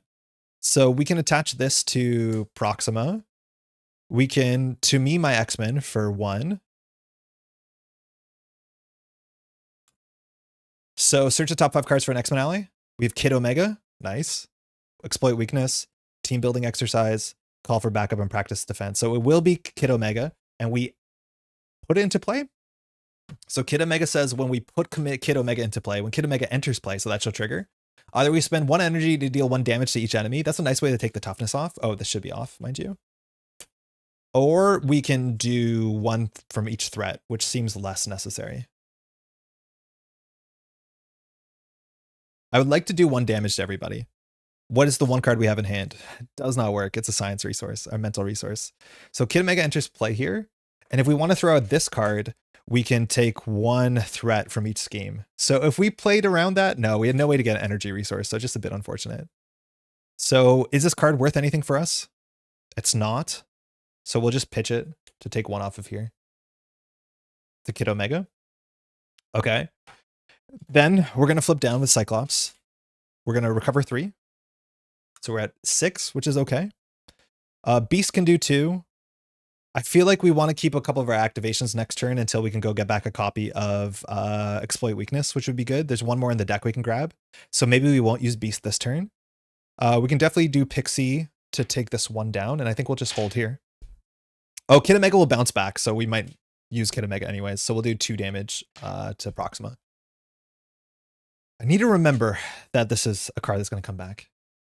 Energy's back in hand. Beak, Sunfire, Shawarma, Exploit Weakness. We drew it. Hate that. Would rather get it for free. And Tactical Brilliance. Then we return to Me, My X-Men. Kid Omega comes back to hand. Is the sleeve ripped? Yeah, the corner of the sleeve is ripped. It's not good. I'll fix that after. All right, this goes to 2. This goes to 1. This slides over. Proxima would activate. Is confused instead. We draw 1 encounter card. Proxima Spear. That's a good time, I'm pretty sure, to draw. Did we just draw? Sunfire, we drew Sunfire. Oh, not that. Proxima Spear attached to Proxima Midnight. Gains Overkill and Piercing. That's really bad because she attacks for massive numbers. It gives her +1 attack, Overkill, and Piercing. As a hero action, we can take a damage and spend 2 kinds of resources to discard this card. So a really good time to be drawing straight into our copy of Sunfire. And Sunfire can just spend 1 resource to get rid of that and not have to deal with any of that shtick. So that's pretty good. All right, it's back to us. So this is cleared. We definitely want to get an attachment. We might have missed the Ruby Quartz Visor trigger on that turn. I think we did. I think we lost 3 damage because we could have done 3 damage with the Quartz Visor. That's on me. I could have fired that last turn before I flipped down. So we can definitely Shawarma out, but we don't have a good target for Shawarma. If we play Kid Omega, we want to spend an energy resource, which we could play Beak. Then we could Shawarma out Sunfire and pitch an energy resource. Oh, our hand is really hungry on energy resources. Do any of our upgrades have energy resources? I think that's actually going to be the biggest question. Do we have a tactic that has an energy resource on it? I don't know. Let's search the deck. I think we could really appreciate that. I feel like they're all mental. 2 Mutant Mayhems in the bottom 2 cards. I'm glad we're shuffling. Oh, yeah, we do. That has an energy on it. What's all this Shawarma about? We got Shawarma, man. We saved the Shawarma place. Turns out there was a big villain in it, but like, got Shawarma now. That's good. I learned how to spell Shawarma today. At least for 10 minutes. I think I forgot. But for a moment there, I knew how to spell Shawarma. So we'll add this to our hand. Okay. Energy for... Are we going to play another ally this turn? Yeah, we are. For Kid Omega. When Kid Omega enters play, either spend a mental if you want, or spend energy. We'll spend an energy. Deal 1 damage to each enemy. So Proxima on 2. Toughness off. We're going to flip up. We're going to play Sunfire with Beak. And that leaves us with this attachment, which should be able to take down Proxima. So I think we're in a good spot here. So we will spend 1 to attach attachment to Proxima. This Exploit Weakness. It's part of the canon now. Anytime this character takes a damage from an attack, they take 1 more. Okay, we're at 6 health, which seems healthy enough. We have a bunch of chump blockers. We'll flip up with Cyclops. Before I forget, I'll Ruby Quartz for Cyclops, which does 3 damage +1 because of the Exploit Weakness. So 7 goes down to 8, if you know what I mean. That means we need to do a couple attacks here. Beast will attack for 3 damage. We are exhausted. Why are we exhausted? Why are we exhausted? Yo, Meteor, how's it going? Why are we exhausted? We didn't do anything, did we? I don't think we did. We shouldn't be exhausted. Right? No, we shouldn't. Yeah, temporary is only shows up specifically in this box in Cyclops. All right, well, I'm gonna just attack for 2 damage because all our damage is increased by 1. Then we'll Shawarma out Sunfire. Sunfire says that when Sunfire enters play, we can spend an energy resource. We'll spend Beak to discard an attachment with hero response and discard it, so we get rid of the spear. We'll Utopia to ready ourselves. In theory, we could ready Beast, but this is kind of fine. And then Sunfire is going to swoop in and deal 3 damage, defeating Proxima Midnight, but we only win if we also defeat Corvus Glaive. So if that's the case, Kid Omega is going to attack for 2. Pixie will be our chump blocker, and Cyclops will just thwart for 2 off of this. And that's that. We should have a next turn. 6 cards. X-Jet, definitely too late. Team building exercise, also too late. To me, my X-Men, sick. I have to do the X-Men check, how many we have left. Ricochet Beam, we haven't played one of these yet. I would love an Optic Blast, or the Big Blast, call for backup. So a lot of setup cards, but we're 1 turn away, so we're not going to play really any of those. We'll definitely play To Me, My X-Men. This goes to 2. This goes to 1. We're trying to dodge the 1 encounter card that does a bunch of damage to the tower, which we could lose. And Corvus Glaive is going to activate for 2 and a card. Again, Corvus Glaive says if you don't block, sorry, the next Corvus, if you don't block, you damage the tower. So I'm just going to block with Pixie here. So attacking for 2 and a card. Block with Pixie. 1 boost icon, give the villain a tough status card. Slightly annoying. Pixie's defeated. Our encounter card is Landing Craft. Okay.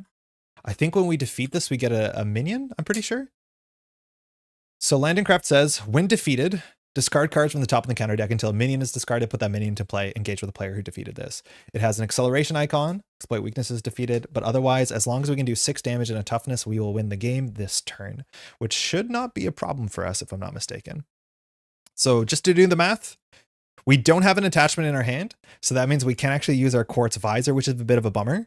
If we flip down to get an attachment, that doesn't change the math. I think both copies of Exploit Weakness are in the bin, so we don't have additional damage here. Yeah, both copies are in the bin. So not having an attachment kind of stinks. So how much damage do we just have? If we take off the toughness, we do 2, 4, 6. Well, that's enough. No stress. So we'll attack for 1. We'll attack for 2. We'll attack for 2. We'll attack for 2. Got him. The Avengers Tower holds. We could have got unlucky. Again, just we needed 2 more damage and it would have been a problem. Every Black Order Besieger that comes into play, we have to make the decision if we want to take the damage or hit the tower. So that's pretty rough. Otherwise, I don't know if there's other cards that just do damage to the tower. I think we got pretty fortunate there, but we got there. Yeah, let's go. Not too bad. This deck seems good. Like, it seems like it's working. I do think cutting out 2 cards probably makes sense because our power turns are so attached to the Mutant Mayhem. And so just getting our deck as thin as possible is probably correct. I don't know for those who are watching, I think we can get rid of the Triskelion. Now that Utopia is a bit more consistent, I don't think we need the 4th slot. We haven't played the Triskelion once yet, so I'll cut that, which will help a heck of a lot. And that puts us to 41 cards.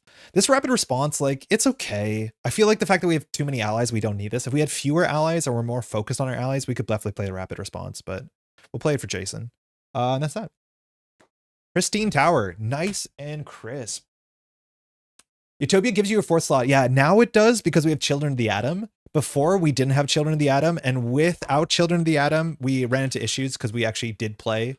In theory, we don't have to do this because we now have Children of the Atom, but we not only played X-Force characters, so it turns off the text on that. Victory. If Save the Shawarma place was defeated, add Shawarma to the campaign pool, so it will be in our deck, which is really good for Beast. If Black Swan is not in the victory display, add her to the campaign pool. We defeated her. And if Avenger Towers has a damage trait recorded, add that to the campaign log or record that in the campaign log. But we still have the Stronghold Avengers Tower. Okay. Scenario 3 is Thanos. A lot of people assume Thanos would be the final villain in this box, but it's not.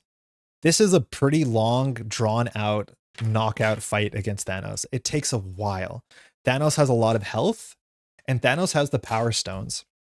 So every time Thanos activates, you actually kind of like lose tempo because Thanos is consistently pulling cards out of the deck, or pulling stones out of the deck, and then that gets worse and worse and worse for you.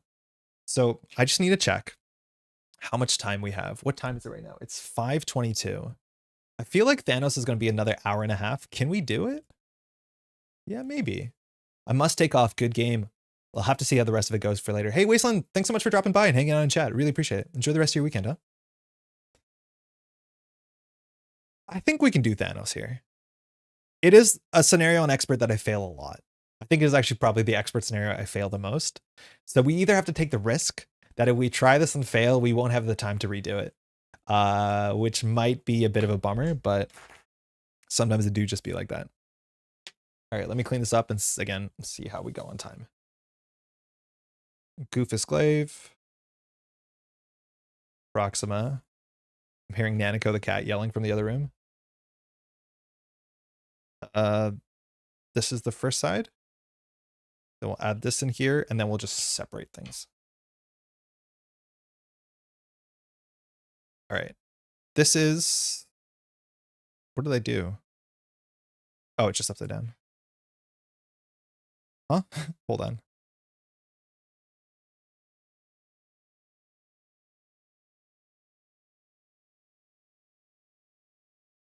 Sounds an excuse to yap more. I only loosely know Marvel Champions rules, so I'm probably not going to yap nearly as much.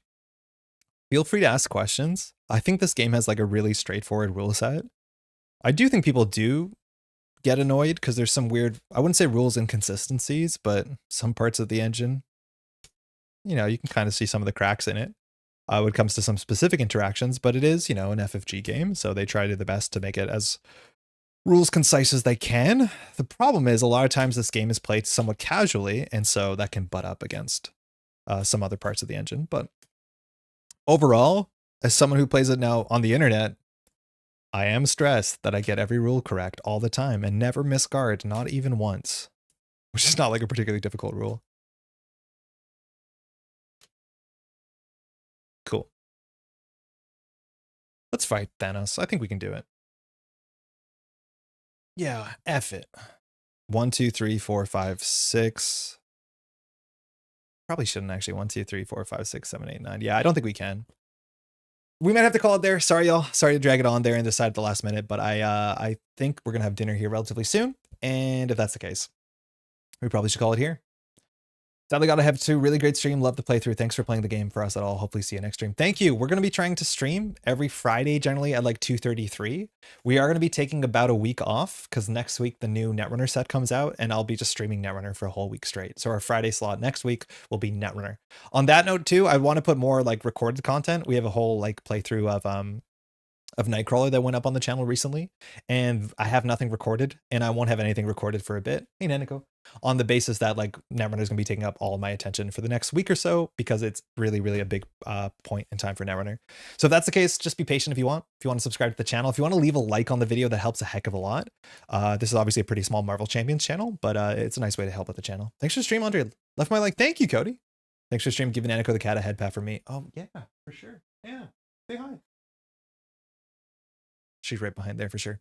But yeah, there won't be anything on this channel, unfortunately, for a bit. But we'll be back in about a week and a half.